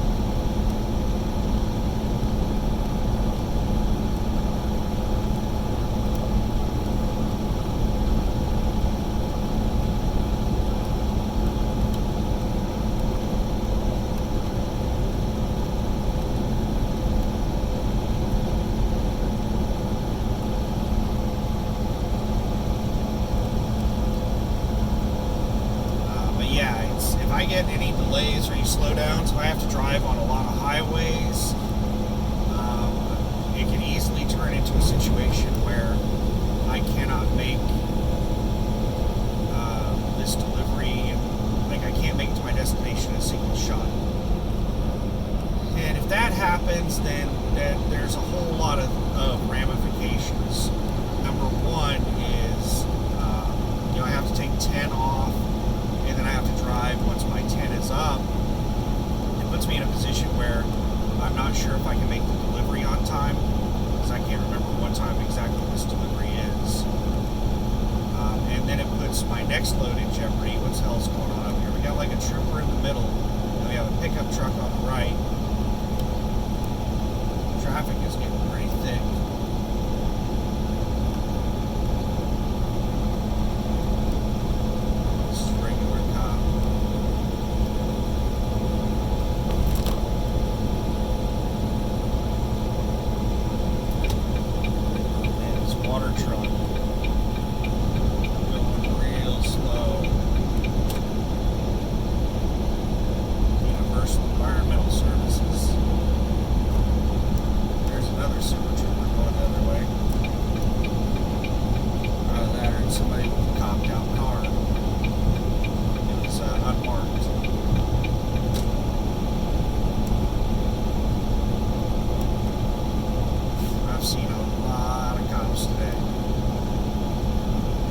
I think they might have started that nationwide crackdown on brakes, whatever it is. Sons of bitches coming over so damn close to me. I think people are just ignorant. I don't know if it's stupidity or ignorance, but I think it's ignorance. They just don't know any better. They don't know that these things can't stop as quickly as a car. They can't accelerate as quickly as a car. They're big, heavy vehicles. But, people pull out in front of trains all the time.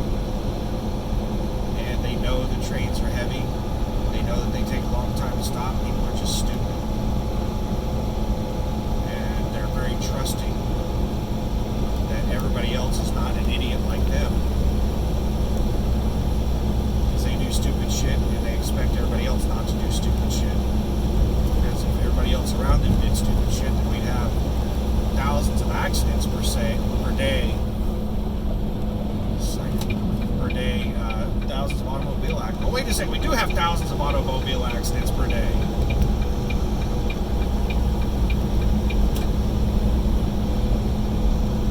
We're in this together, Mississippi. What are we in together? Hot tub? Oh, that's a nice looking pond over there. I'd go splash in that.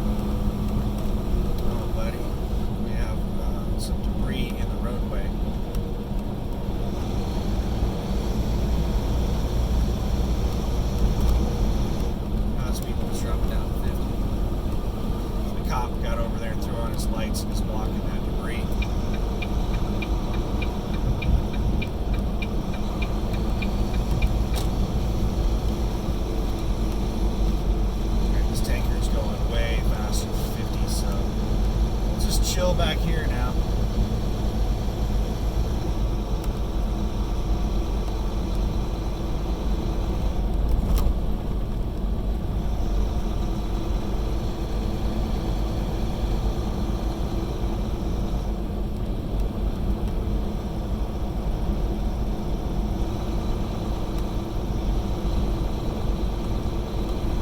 I don't have the GPS pulled up, so I don't know how far away my turn is or where it is.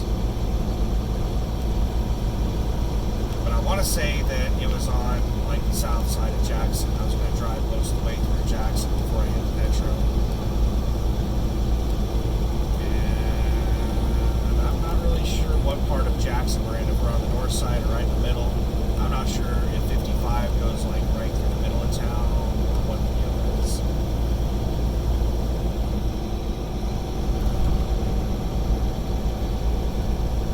Limit is 50, and I'm doing,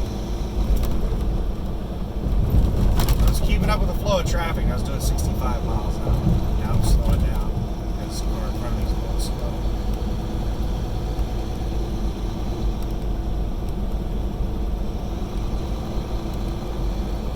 The car in front of me is going slow because he's taking an exit. The flow of traffic is pretty fast, way over the speed limit.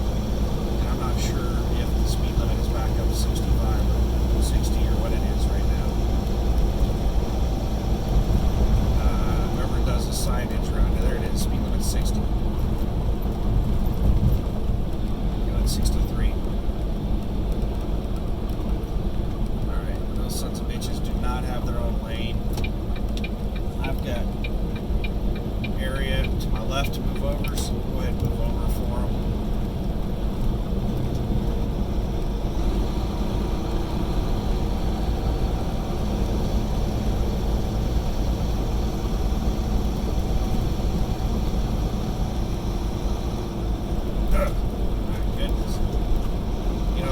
Doesn't look really rough, but it is really bumpy.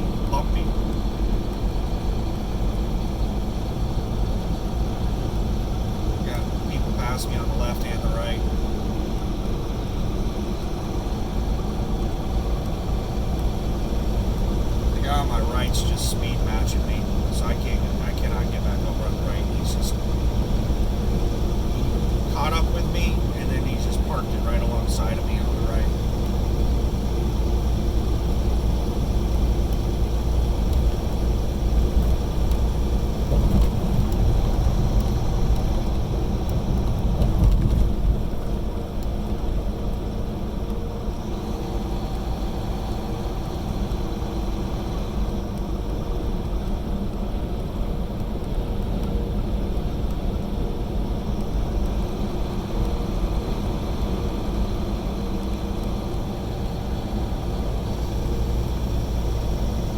Rutgers.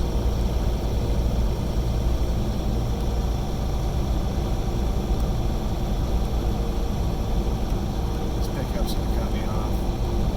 There he goes.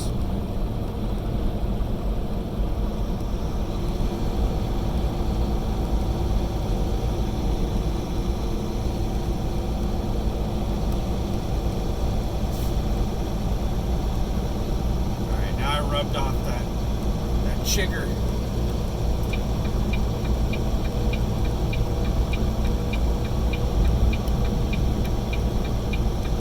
I don't know if chigger is like a technical term for it, but I haven't heard about chiggers since I lived in the country.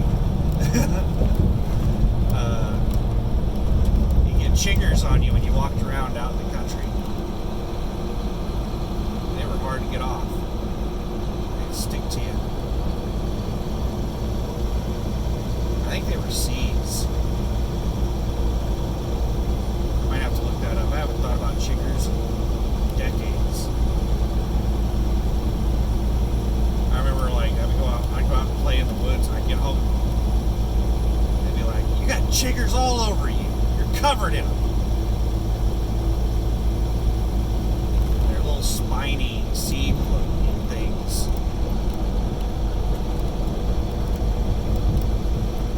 Kind of stick to anything,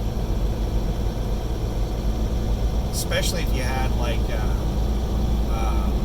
something that was like knitted or something, big fabric, cotton or whatever. Man, you'd like damage your clothing trying to get those things out of them.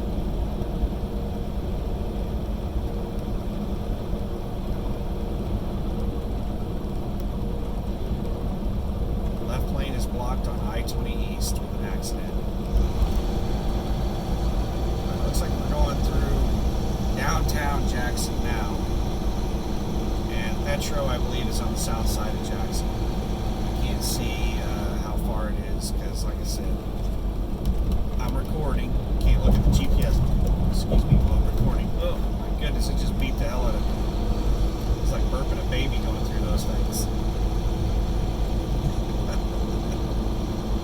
Right lane's ending, and all these four-wheelers they're pretty much going the speed limit. They're like all going about 60. I don't know why they're blocking all the lanes of traffic doing it. There we go. Here's Captain Dumbass passing in the fucking merge lane in this ending lane like a dumb shit. Fucking morons.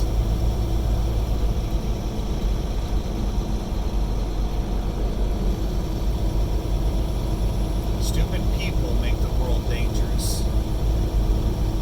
I mean, the world's dangerous as it is, but stupid people make it even more dangerous.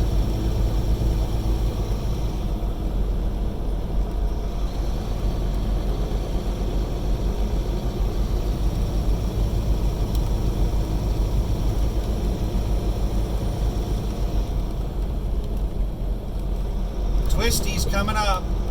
50-mile-per-hour twisties. Downhill. Go on the engine brakes so we don't build up too much speed through these 50-mile-per-hour twisties.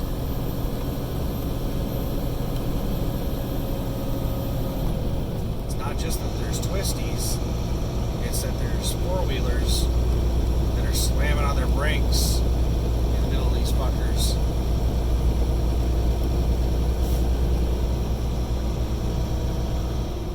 These four-wheelers are going 50 miles an hour right now. There must be an exit around this corner.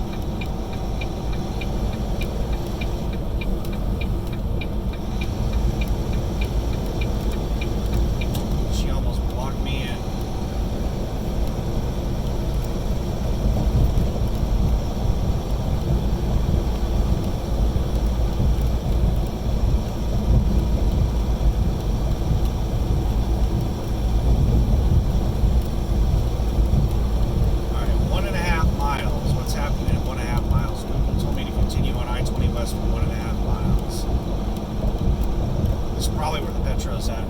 Be a good place for it, right at the junction of two interstates.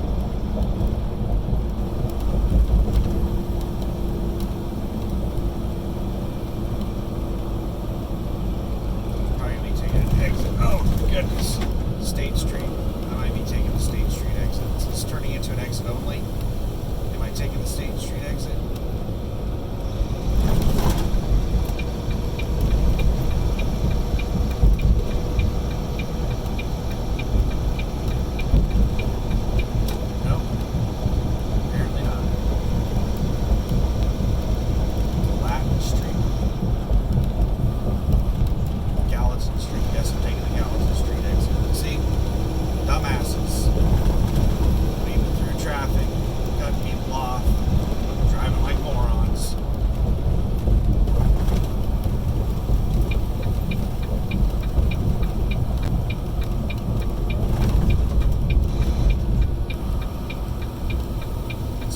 Sign over there. Basically going to turn right, go down the road, quarter to half a mile, and then we're going to turn left onto a service road and then follow that service road over to Petro. Got a whole bunch of shit going on here.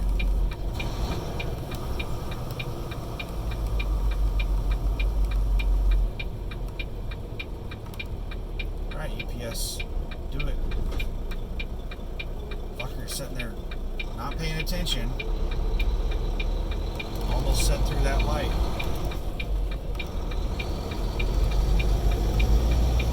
I need to get into the left lane.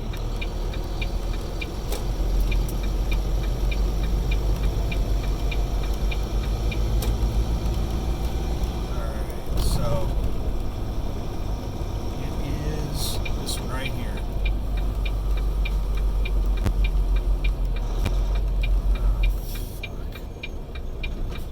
Come on, Covenant. What the? Oh yeah, it looks like Covenant went and they missed the fucking turn. They went down there and turned around. So now they're driving slow as shit because they don't know where the fuck they're going.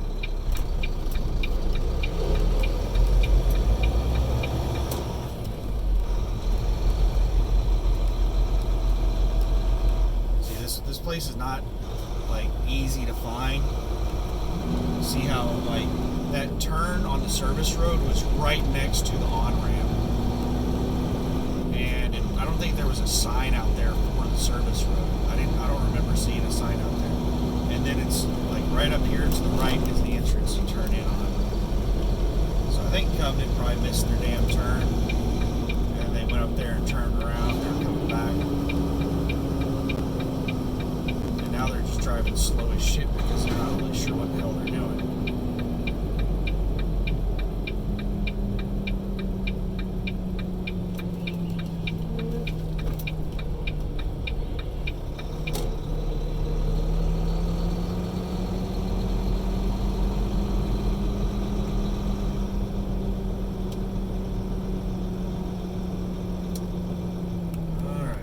There's an open fuel pump. The lines here for fuel usually aren't that bad.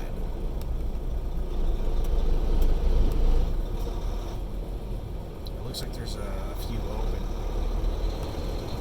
I'm not planning on going in for anything. So I'm okay with grabbing one of these pumps that are further away.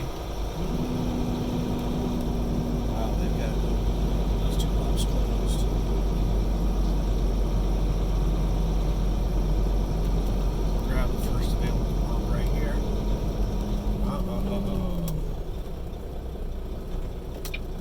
Sons of bitches. They don't have cones up on this one, but they've got pop out of order.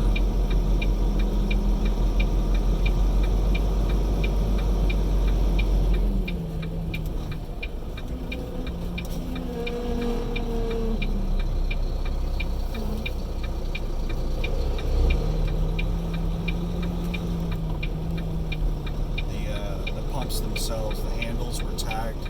Sorry, pump out of order. They didn't have a cone blocking it.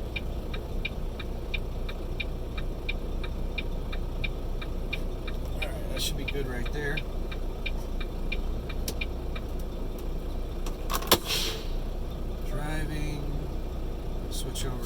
duty, start our 30-minute break,